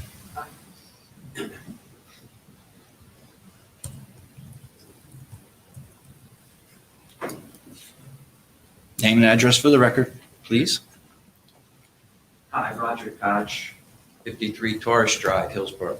Mayor, I was glad to see, I was going to say to you, you're the tree guy. You're really the tree expert here on how trees grow and whether you should plant them 2 feet from sidewalks. And so it looks like, I don't know whether you designed it or not, but whoever put this plan into effect, maybe the developer, that was the wrong thing to do. It was either a mistake to use those kind of trees or a mistake to plant them in such close proximity to their sidewalks. But I don't know. I'll tell you what happened. Back in the 30 years ago, there was a movement by the planning industry to create streetscape sidewalks, like Princeton, like Manhattan's, whatever. So the theory was to create these nice tree-lined properties, which look beautiful if you all seen the pictures, right? Right. Unfortunately, the after effect is the same thing that happened everywhere, is the sidewalks and the driveways get crushed. So that planning or that design standard has now changed, and all the trees now go outside into the property. So unfortunately, that was. You will that was never it. see a development now that comes to planning. Oh, so they board changed the zone. That's good. Just like Yeah, zoning. you won't changed see, you won't see practices. that plant, They that changed the practice. practice. They don't do it Putting on the one trees day. in that area anymore. But It you doesn't happen. mentioned something that might be a good idea, and that by moving the sidewalks into the grassy area, which you said is somebody's property, but this is a condo, so that property probably doesn't belong to the homeowner. They're not No, condos. there's homes They're there as single well. family homes, and They're and what? they're single family homes, and it's a mix of different Oh, things. I don't know when you look them up, they say that it's a condominium, but okay. Yeah, it's a mix. If they're single family homes and that's somebody's Mhm. property. Okay. Yeah, aren't there trees where the roots go down and they don't come up to the surface?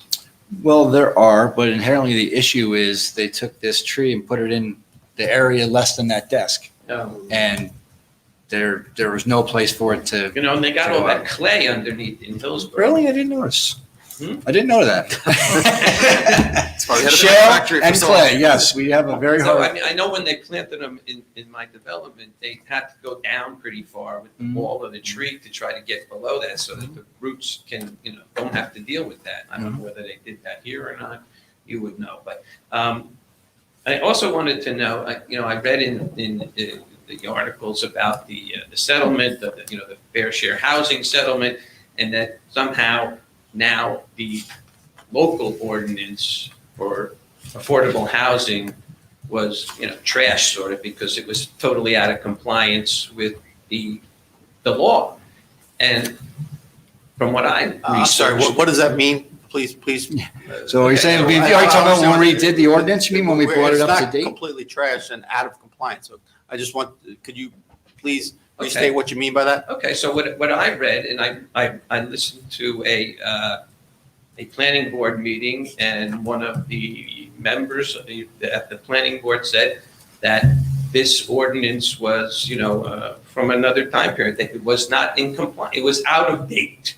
Yeah, I think that's the way I heard Mr. Bernstein characterize it, that it needed to be updated. But I think many of the things that you're adding to it, because it says right in the ordinance, you are incorporating the implementing regulations from COA.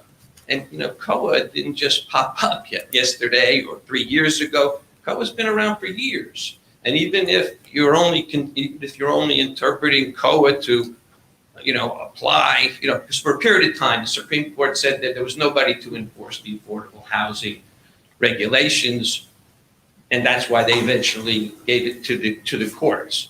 But I don't think all those regulations were invalid for all these years. And I'm saying that I don't think that Hillsborough incorporated them back when they were still back. They were never, the regulations were never invalid. And that's why I'm saying that what was in your ordinance that had to be changed was invalid and out of compliance. What do you say, Mr. Willard? Wrong. You know about that? Mr. Bernstein would handle that question. I'm not the Affordable Housing Council, but Oh. fortunately, Mr. Bernstein is sitting right here to my right, and I'm sure he'll be happy to answer your question. Oh, good. I didn't even recognize him. Okay.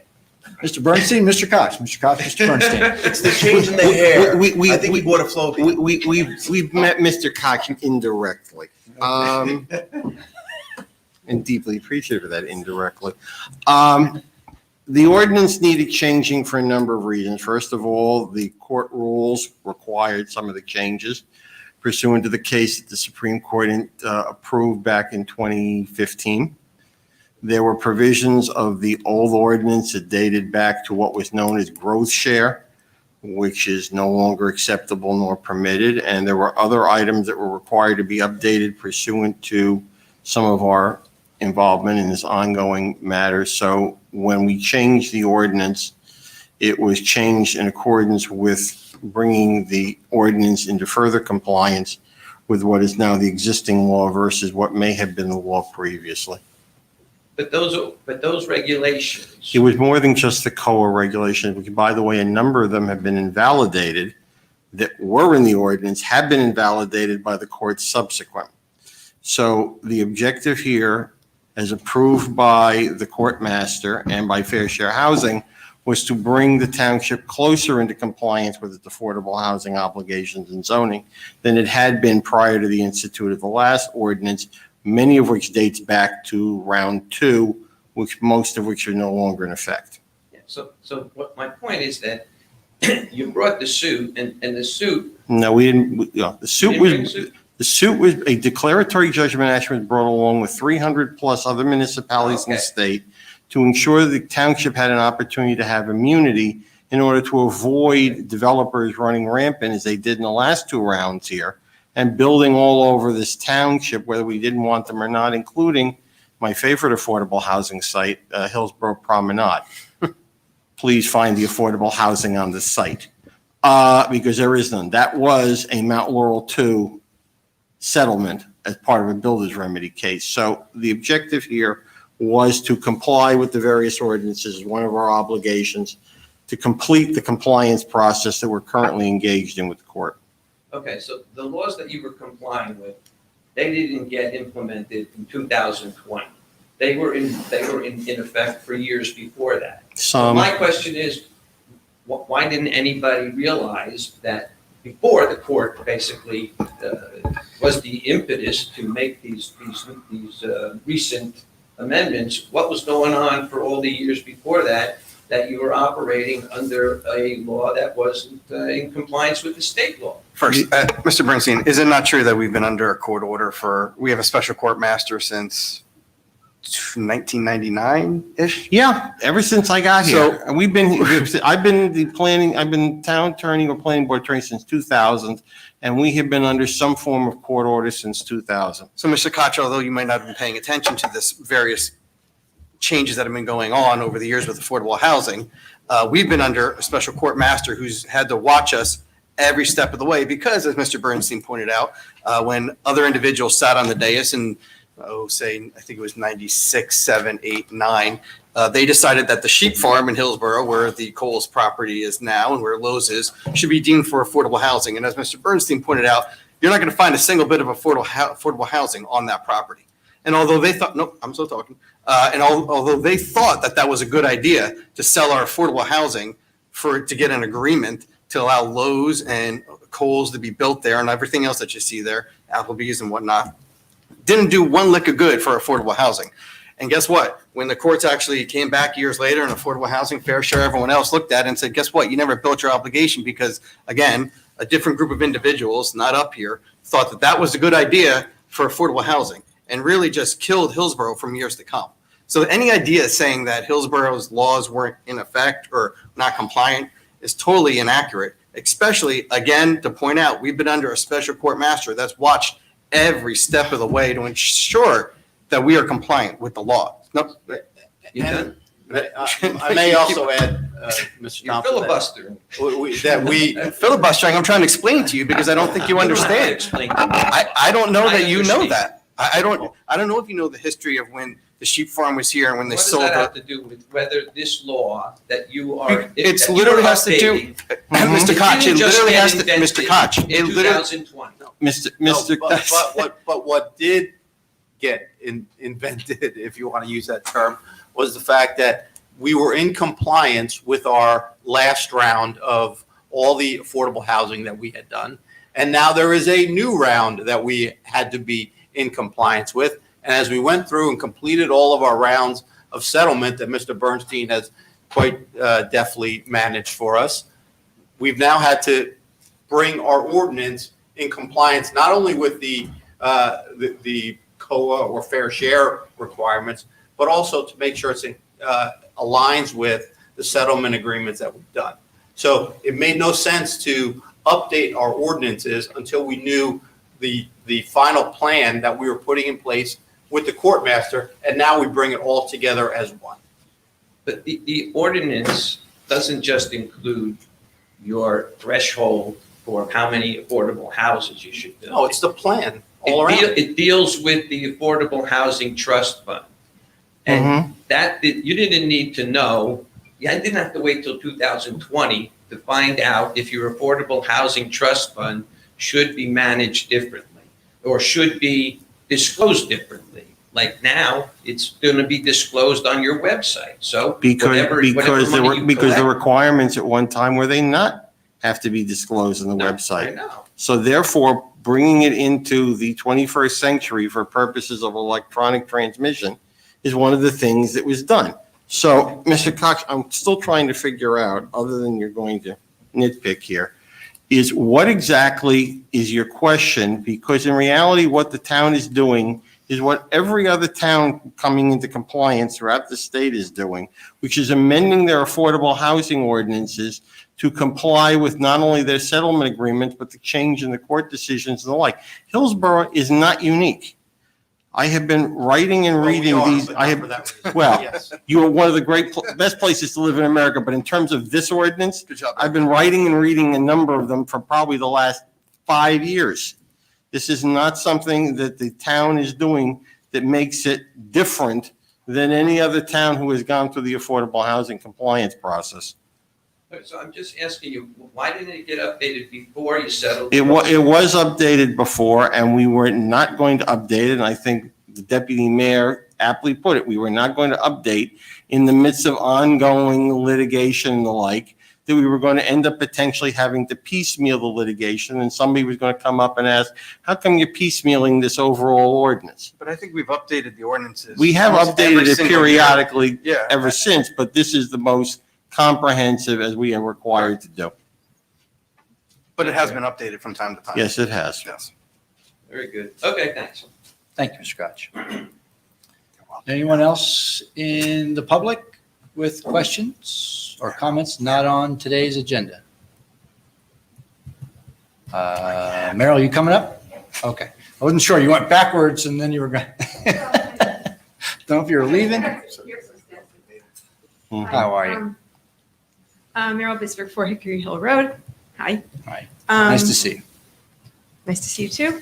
And I should mention, as long as I'm seeing you, Mary Lapani, that the Memorial Day event was really amazing. So, you know, It's all about the vets, Yeah. but yeah, it's a so, great time. but the reason I'm coming up is because I was aware of the petition because Mr. Gatto had circulated that over Facebook. And I was curious as to who had put those trees in 30 years ago because, I mean, there's trees in New York City in some very small spaces. They're special for that area. It's easy to say this was the trend 30 years ago, but we just, you know, we hadn't perfected it in Hillsborough. But it's $1 million, and I'm concerned about how many other developments there might be going back that far that were built as public streets where the township has, you know, an obligation. And I just think we need to address that to the public. And Well, I don't know if there's anything really to address to the public other than that we're aware of what needs to be done. And we have been planning this for years to try and get these things done.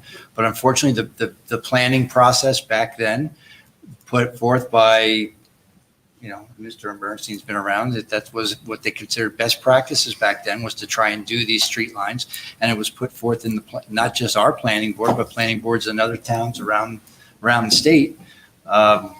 And it's unfortunately, you know, say hindsight's 2020, but there are trees in New York City, and we do work in New York City. We're pulling up trees and replacing that, have done pushing sidewalks and stuff. And one gentleman mentioned using pavers because they flex better, but it's still not a long-term viable solution because you just take up the pavers, you chop the roots, and you put this, and then eventually you damage the tree because you're cutting so much of the roots. Mr. Mayor, actually, the residents of the township are getting a somewhat unique situation. I grew up in Clifton, and the neighborhood my folks lived in, which was 60-plus years old now, had the same maple trees in between the sidewalk and the curb. It's like tradition, except when the trees pushed up the sidewalk on 3 different occasions, my father went into his pocket and had to replace the sidewalks all 3 times because that was the requirement in Clifton. The residents replaced the sidewalks that they didn't put in, and they didn't put the trees in, and we've still lost a lot of trees and all those other things. This is not uncommon. Go through any suburban town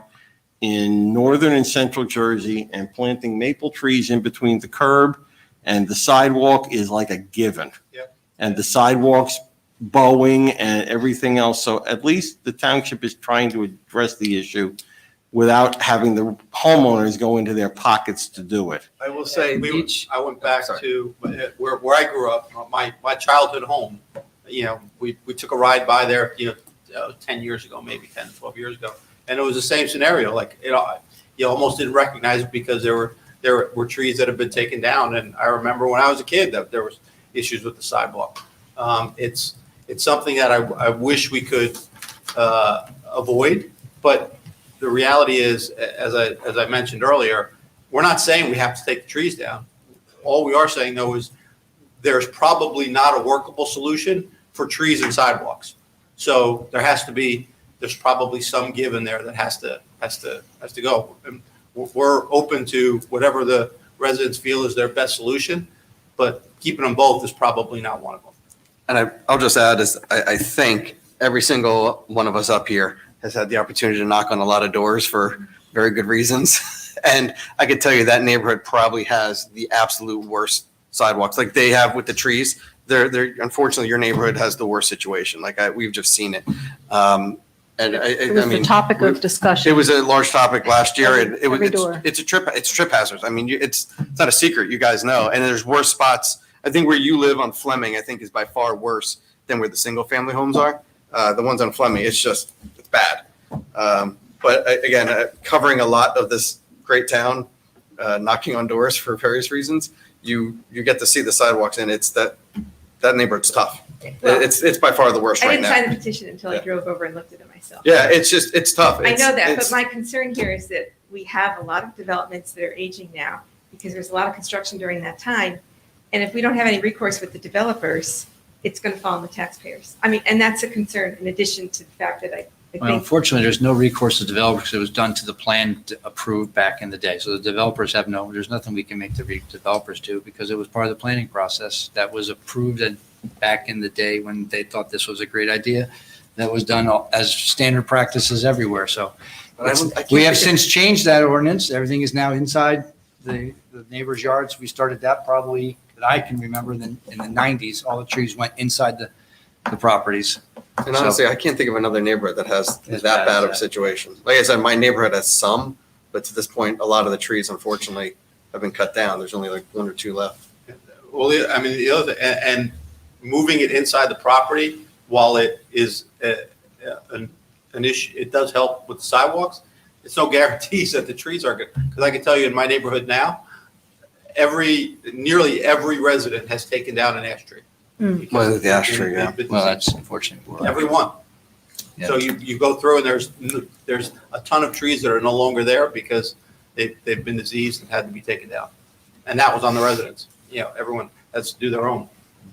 So there's no perfect solution, but the point being is that we are not married to any solution except that it probably can't keep everything. It's just not workable. That's just wasting money for a solution that won't fix the problem.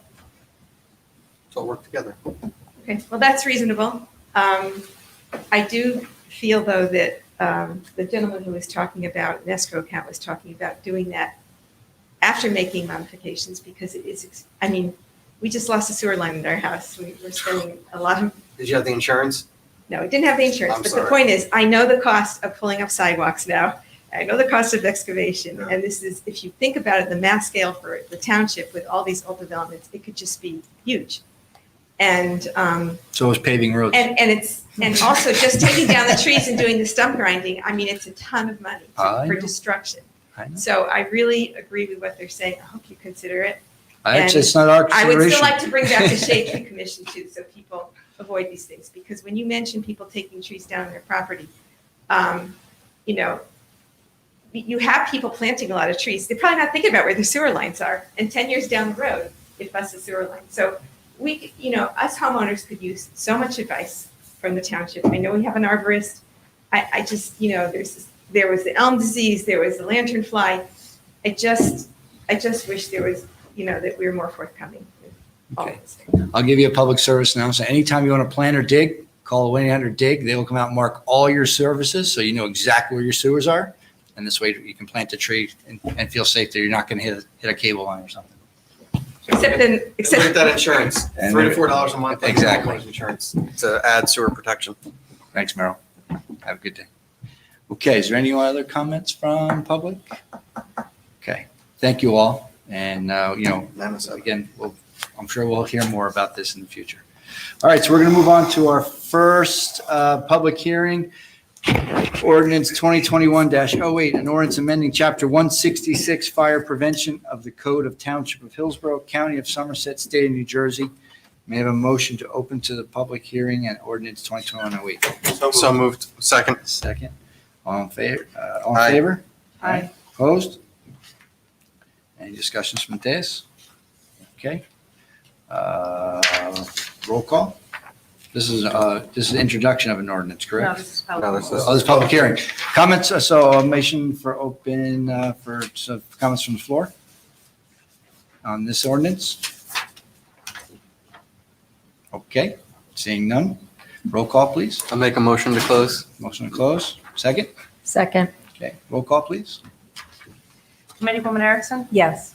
Committeeman Thompson? Yes. Committeeman Wright? Yes. Deputy Mayor LaCour? Yes. Mayor LaPlante? Yes. Okay, 2021-10, an ordinance amending the salary ordinance of the Township of Hillsborough, include new positions and set salary ranges.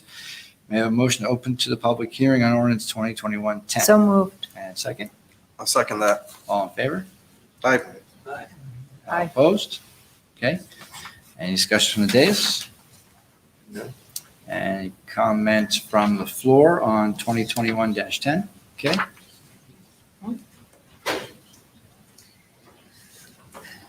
Maria Janusik, 720 East Freck Avenue, Manville, New Jersey. So these positions, part-time property maintenance, code enforcement, all of these positions, are these new? Or are these positions that already exist in the township? Well, most of these are, I'll let Anthony. Yeah, the property maintenance one is brand new, Maria. I'm sorry, I can't The hear you. property maintenance one is brand new. Property maintenance code enforcement officer is new? Correct. Part-time one. So what is the purpose of this one? Is there a position already for property maintenance? There is not. So that is all about any of our abandoned properties to help that. I'm sorry, which properties? Abandoned properties, that helps with our program that we have. Actually, it was recognized in the state as a top program in the state by NJMMA 2 years ago. So we don't have anybody to go out there and do all that enforcement. So that position will not only help the health department with that abandoned properties, will also help our current zoning official looking at more properties, as well as our engineering, the amount of calls that we get on properties, people encroaching and other things. So that one position is going to help 3 different departments. It's a part-time position. And this is part-time, so that doesn't include any kind of benefits or anything? Correct. Part-time building maintenance, there's no position like that right now? Part-time building maintenance. That's what it says here. So it's basically just helping do maintenance around the township in the building. I'm sorry, what? Just Oh, basically help. Yeah, that position's been been out there for about 3 years now. If you know anybody who'd like to fill it, we'd love it. So this is not a new position? No, we're just changing this pay scale. Correct. Okay, so what is the change of the pay scale? I think it went up $1 an hour on the minimum, right? I think from 14 to 15. I think it went from, we've been going up $1 every year. I think it might be at now 16. I don't know where it was. 15. Yeah, it's a On range. here, it says $15 an 15 to hour to 28. $28 an hour. Now, how do you determine how much? That would be on experience. Obviously, it's someone who has very little experience would be on the low end. Someone who has many years of experience would be on the high end. And how do you determine, so if someone's hired at $15 an hour, at what point would they be getting an increase? Typically, in the township, it gets looked at every year, and that goes up about 50 cents an hour 50 per year. cents an hour, Depending on if the employees, obviously, 50 cents an hour increase. typically our part-time people, they get looked at, they have goals and objectives, they have appraisals, and they go through the process. Okay, so that's someone who doesn't have experience. And if you were to hire someone with experience, they would start out at a higher, Possibly. Correct. okay? Part-time public works administrative assistant, is there someone who has that position now, or is this new? That is correct. So what you're seeing here is there's a lot of new positions or title changes. So if there's title changes in part-time positions, that's why they're added. Okay, That's a part-time position, no benefits as well. I'm sorry, what? That's a part-time position as well, no benefits in No the benefits. DPW department. Okay, and I'm a zoning official. They're already, that That position job is already. open. Excuse me? That job is open. Existing job. It's an existing job, okay. So what is the change in this salary range? That, I don't know if there's such much a salary change in that. It's just like, it must be the range. But that obviously is a position that's been in town forever. No, that's what I'm asking is, what is the difference in the salary range now, that it's on here? Because before it was zoning official / assistant planner, it's now just strictly zoning. Oh, so now you have someone else who would be an assistant planner? That would be the next one if you read That's the next one, down. if you read, that's the next Okay. part-time So position would that's a new be a position. And so GIS / assistant planner would what is also G- be a what does part-time position. GIS mean? GIS, Graphic and Geographical information. I'm sorry, what? Geographical information systems. Okay, They so look is at that, maps. is that a new position now? The GIS specialist, yes, combined with the assistant planner. Okay, so the zoning official has only that position, zoning official? Correct. Okay, so the current zoning official, I think it's Mr. Foreman, Yeah, he's no longer here. oh, he's no longer here? Yes, Former. that's why it's open. Uh-huh, okay.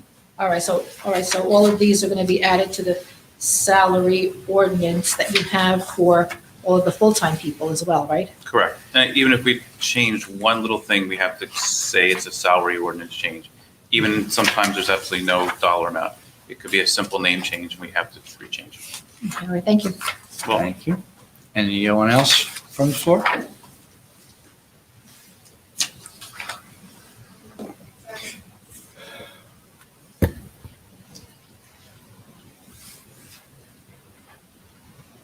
So, Cheryl Hillsborough, 43 Hill Road. There was a 2021-09 that had part-time property maintenance, an enforcement officer, and a building maintenance person. And I don't know if that was introduced on May 11th. I don't know if it was. We're doing that right now. Well, no, Mayor. She is correct.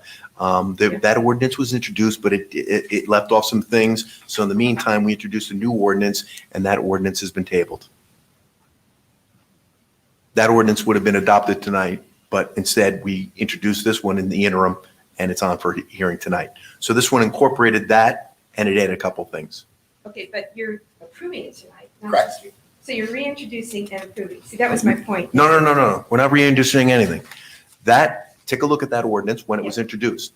That was introduced 2 weeks before, right, 2 weeks before this ordinance was introduced. So what happened is that ordinance was introduced, then they realized, oh, we want to add a couple more positions.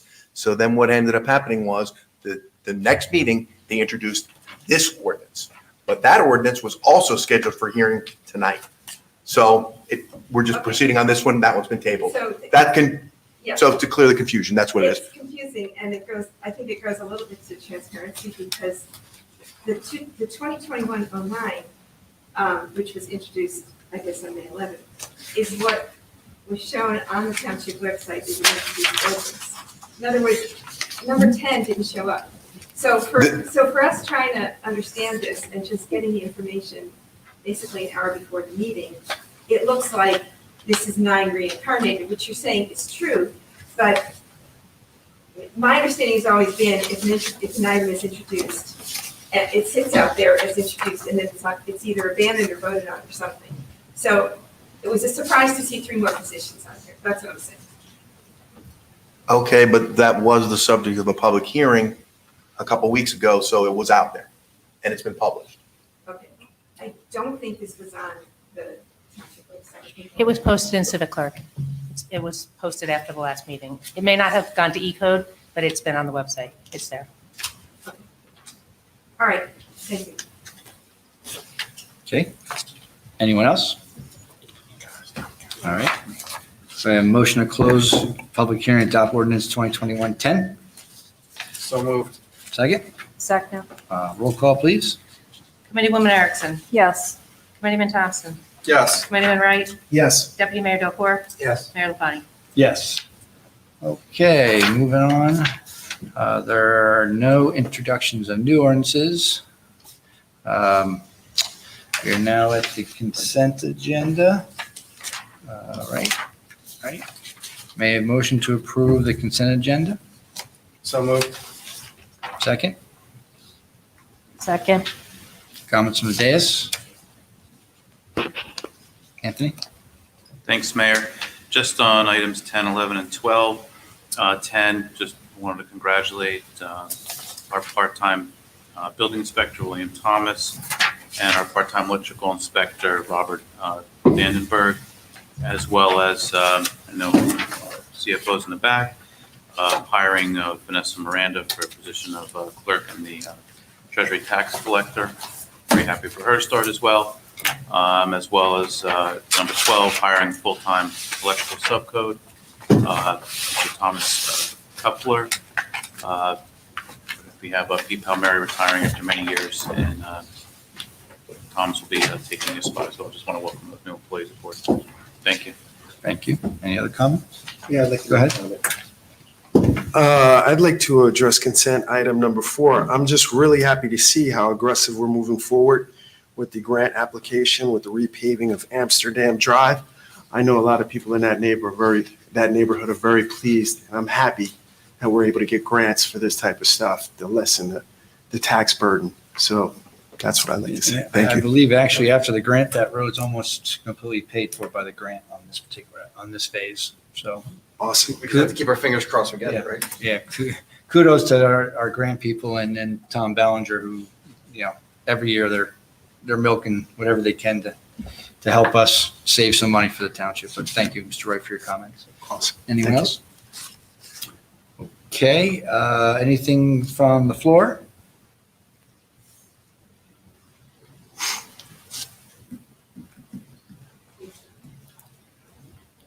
Maria Janice, 620 East Fair Avenue, Mhm. Bangor. Consent one, resolution authorizing the final payment and acceptance of maintenance bond for 2020 capital roadway resurfacing project. And the second paragraph, Is it on or off? And is it, tap on top of the mic, Steve. Yeah, I you're think- off. I think it's off. Go ahead. consent number one, Mhm. resolution authorizing the final payment and acceptance of maintenance bond for 2020 capital roadway resurfacing project. In the second paragraph, number one, it says release final payment to Top Line Construction Corporation in the amount of $476,347.67. That's the same as the final payment. What was the total cost of this? What was initially paid and what's the, so that now this is showing as a final payment? Well, attached, if you look at the top of that, it says, final cost of $1,911,185. So that was the final payment of that. Where's, I don't see. Right above it. Are you looking at the township, the red front from Tom Ballinger? No, so you just look at the resolution, you have the memo, Mayor. And the total cost of the project was $1,911,161.85. That was total cost. That's the total cost of the project. And the contracted amount was $1,917,696.05. So it came in under the contract amount. Where's the information on what roadways were resurfaced under this? The roadways would have been Andrea Avenue, Camplain Road, Hillsborough Road, Wardsville Road, Brooks Boulevard, East Mountain Parkway, and Green Hills. It goes back to last year when we said what roads were being done, when we issued the bond. Consent number 5, resolution authorizing agreement with Hillsborough Fire District for provision of payroll services. So it says, whereas the township currently processes the payroll for full and part-time employees of the Hillsborough Fire District currently. So was the payroll processed by someone else previously? No. So what's the purpose of this resolution? The purpose is, this has been going on for quite some time, that the township has been processing the fire district's payroll. It was a matter of saving the fire district money. They've asked us to do that for a number of years, and they recently asked us to put an agreement in writing, so we did it. It's always been a handshake agreement. If you see It needs to be in the records. The second paragraph says, where the township and the fire district wish to memorialize said arrangement by written. That's all. So how long has this been going on a handshake prior to this? Any idea, Nancy? Any idea, Nance, how long? Long as I've been here, that's 17 years. A little over 17 years. So we, the fire district, people that work in the building are kind of they're almost a hybrid, even though they work for the fire district, they domicile here. They work in the building, this is their office, and they work with us very closely on planning matters, so we have, almost for payroll purposes, it doesn't come out of township funds, we just process it for them. So they don't, for that small group, don't have to process their own payroll.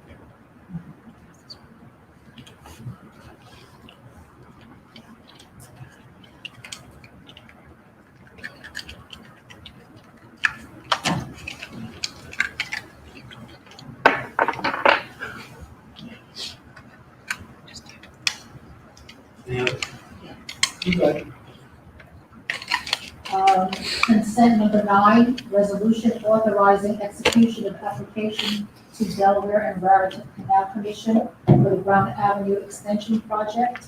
So what is it that has to be applied for to the Delaware and Raritan Canal Commission? What is on this property that requires an application to either Delaware and Raritan. Do you know where Brown Avenue is? Yeah. Okay, so that's a road that's going to be used for access of trucks from the depot, come around the back, and then come to the traffic light. So that road is going to be widened to accept traffic of trucks. So in any application of construction, you need to make an application to Delaware County. It's just standard practice. You have to make an application to DEP, Delaware Valley, EPA, anyone just like you would any project. So even though there's no easement or there's no anything connected with the Delaware and Raritan Canal Commission, you have to make an application for them? Is the executive session resolution also part of this? You can ask anything. You have to, we can't tell you anything about what's on it. Okay, no, because it says that there's litigation, and affordable housing for campus associates. That application was denied by the planning board. Is there a resolution documenting the denial by the, you can't say anything? Nothing yet. Literally, it's in the executive session. Still in litigation. All right, so there's no explanation as to why something that was denied is now in litigation? Well, I'll give you. I think it's fair. If you think about it. The applicant wasn't happy. The applicant appealed. The applicant wasn't happy. And the applicant has certain rights. Yeah, so put two and two together. Can't say So anything basically, else. we're talking about that they're appealing appealing I the think it's pretty decision of the safe. planning board. Pretty safe bet. Can't say what we're talking about, period. Okay. Okay.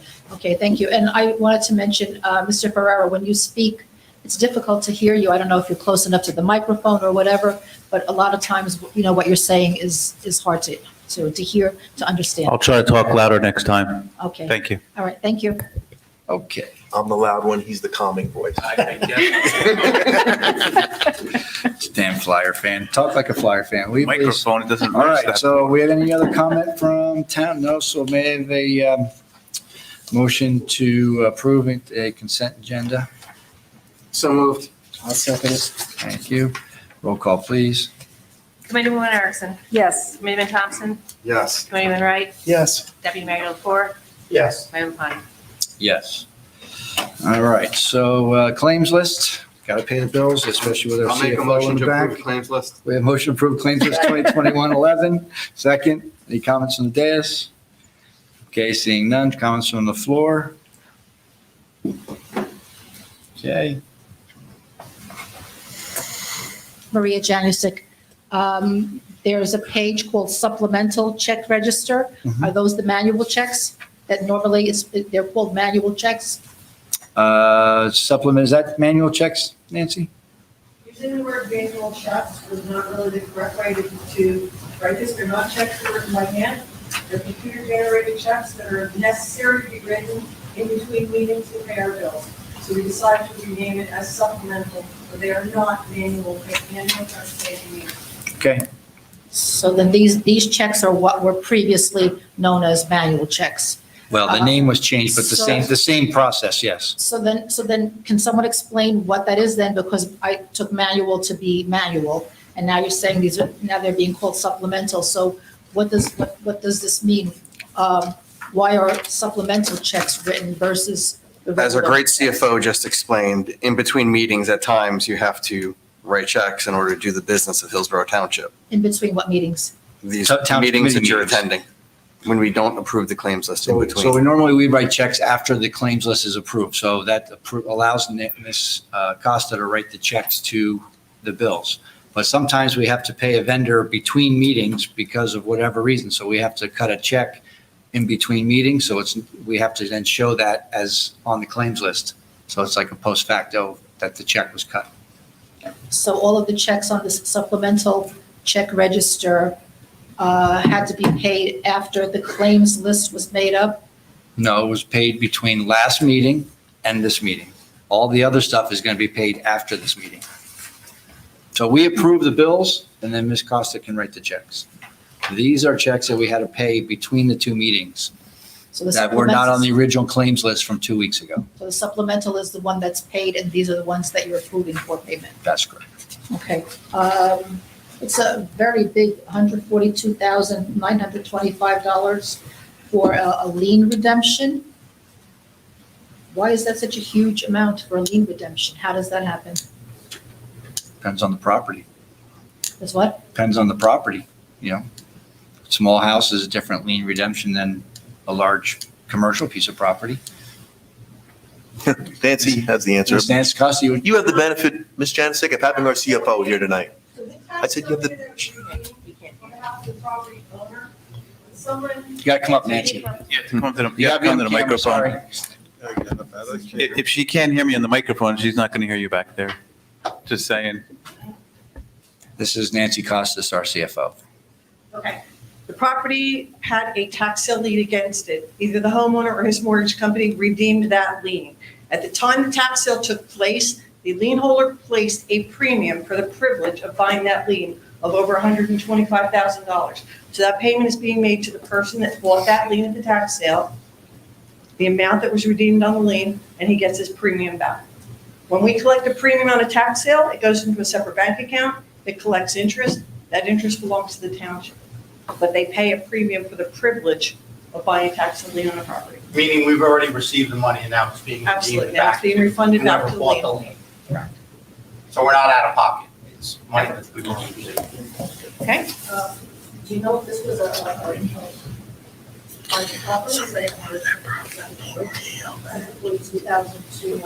Robert, I have no way of knowing, but the $142,000, the bulk of it was the premium that was paid on it, not the lien. When you buy a property at tax sale, you say, it's a bidding process. So I say, I want to buy this lien, I'll give you $10,000. It's almost an escrow, I'll do 20, I'll do 30. When it gets to the highest bidder, that's the person who's winning. But when that lien is redeemed, that premium money, all the interest and all the payments that that person has made on behalf of that property gets paid back to the lien holder by the person who redeems the lien. Okay, so that's what that whole list in the middle, these are all liens that were redeemed. Yes, it's the premium. Okay, great, thank you. Thank you, Nancy. thank you. Thank you. Okay, anyone else? Okay. Motion to, thank you. Second. Roll call. Committeeman Erickson. Yes. Committeeman Thompson. Yes. Committeeman Wright. Yes. Deputy Mayor Delacour. Yes. Mayor LaPlante. Yes. So that concludes our regular meeting. Please be advised that there is a special meeting next Tuesday, Ms. Janusik, and the meeting starts at 6 PM, not our normal 7:30. So the meeting next Tuesday, the 22nd, is a special meeting. It starts at 6 PM. We do have an executive session this evening, Ms. Brake. Please call the roll. Or actually, did you make a motion to close the standing meeting first? And then we go into executive session? No? All right, Ms. Brake, please call an executive resolution. Whereas Section 8 of the Open Public Meetings Act permits the exclusion of the public from a meeting in certain circumstances, as whereas the Township Committee is of the opinion that such circumstances exist. Now, therefore, be it resolved by the Township Committee of the Township of Hillsborough, the County of Somerset, State of New Jersey as follows. 1, the public shall be excluded from discussion of the hereinafter specified subject matters. 2, the general nature of the subject matter to be discussed is as follows. Litigation, affordable housing, campus associates, attorney-client privilege, sale of real property, Mindell property, attorney-client privilege, property acquisition, Weston landfill. 3, the Township Committee may take official action on those items discussed in the executive session upon completion of the executive session.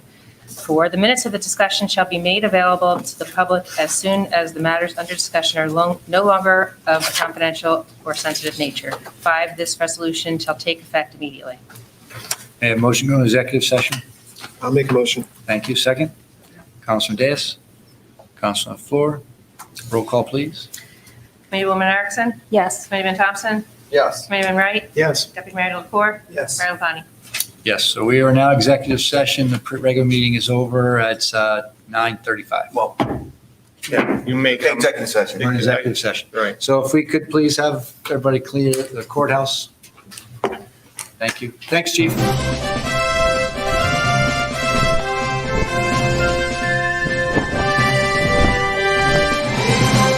Good morning, and welcome to the opening of the Peter J. Biandi Route 206 bypass here in Hillsborough Township. Thank you for joining us here today for this very much anticipated event here. Can't think of one that we've been waiting for longer. As we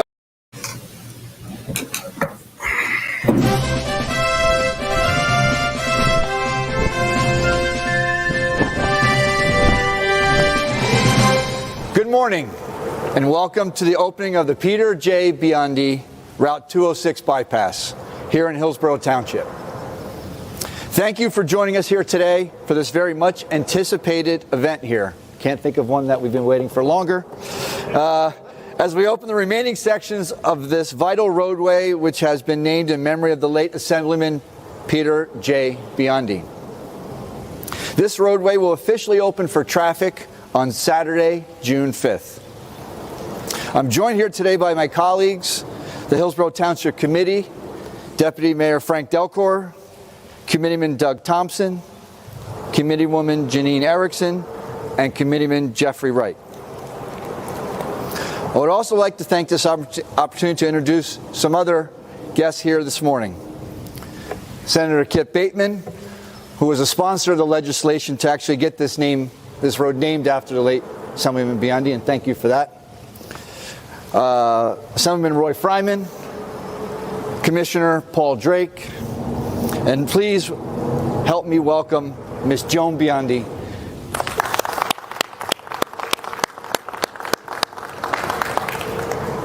Thank you for being here today on this historic day for Hillsborough Township. The late Assemblyman Peter J. Biandi was a pillar in our community for over 35 years. As a result of time serving the community as a member of the Township Committee, Mayor, Freeholder, and Assemblyman, he was often referred to as Mr. Hillsborough. During his entire tenure in public life, he remained committed to the betterment of Hillsborough.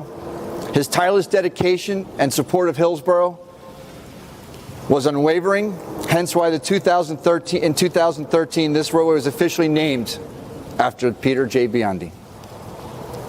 The bypass is a vital part of Hillsborough's economic development. Not only will the bypass lessen congestion and traffic along the existing 206, but will also serve as the impetus for a future town center that is envisioned in our township master plan. This long-awaited and much-anticipated vision is now a reality. Originally considered in the early 1970s as the Hillsborough Township began to develop, unfortunately it remained only a concept until the early 2000s. In August 2010, Township, local, and state officials broke ground to officially start the construction of the bypass at midsection, similar to where we're standing right now. We thank past and current state administrators for their diligence in seeing this project through. This portion will shift traffic on the new 3.6-mile section of US 206 to the east of the existing highway between Mountain View Road and Old Somerville Road, creating the opportunity for further development of the town center along the current 206. The project limits are from Mountain View Road to Hillsborough Road on the southern end, and from Animal Road, Somerset County Road 514 to Old Somerville Road on the northern end. To the north, the widening will continue until the final phase is complete. We have looked forward to this day, and we now look forward to the development of our downtown Hillsborough Main Street vision. Please stay tuned as we continue to grow and improve and remain as one of the best places to live and work in America. Again, thank you all for being here this morning. We will now have the official ribbon cutting, and that will conclude our ceremony. And again, thank you to our honored guests who are here today, and Ms. Joan Biandi, and thank you very much.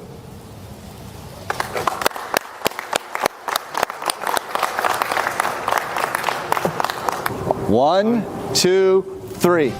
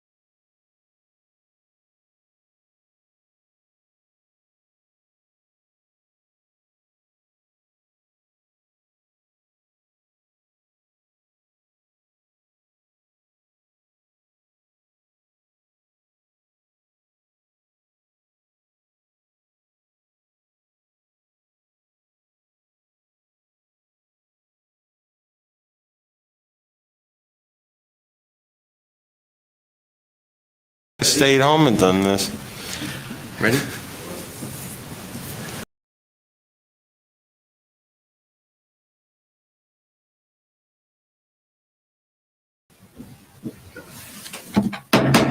Okay, we're out of executive. May I have a motion to come out of executive? Mayor, I'll make that motion to come out of executive session. Second. Second. Roll call, please.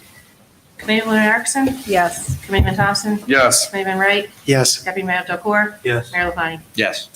Mr. Mayor, let the record reflect that all members of the governing body present at the commencement of the executive session are present to recommence of the open session, as well as the township administrator, the deputy township clerk, township special counsel et al. I will also indicate for the record township attorney and the CFO were present for portions of the executive session. There was a discussion with the CFO and the township attorney regarding the Mendel property. Direction was given to both. No formal action needs to be taken at this time. There was a discussion with Mr. Willard present relative to the Weston landfill property. Direction was given to the township attorney regarding same. No formal action need to be taken. As to Campus Associates, I gave the governing body an update on the litigation in regard to such, and I am going to ask the committee to introduce this evening ordinance number. What's the number? We got a number, Sarah? Potentially. 2021 dash, and we'll fill in the blank. Good job, you guys got 2021. TBD. To be determined, an ordinance to amend, revise, and supplement Chapter 188 Land Use and Development, Article V, Districts and Standards, Section 188-106, L1, L2, L3 Light Industrial Districts, most notably Section 188-106H, entitled Multifamily Inclusionary Overlay District of the Township Code of the Township of Hillsborough, County of Somerset, State of New Jersey, to bring us start the compliance process relative to Judge Shanahan's decision. I would ask for an introduction, for a motion to introduce. I'll make that motion. Thank you. Second. Thank you. We have a roll call. Committeeman Erickson? Yes. Committeeman Thompson? Yes. Committeeman Wright? Yes. Deputy Mayor Delacour? Yes. Mayor LaPlante? Yes. Second reading and public hearing, July 13th. Yes. Yes. With that, Mayor, there being no other further business, the appropriate motion is a motion to adjourn. I'll make that motion. May I have a motion? May we have a second? Second. Okay. All in favor? Aye. We are adjourned. 9:58.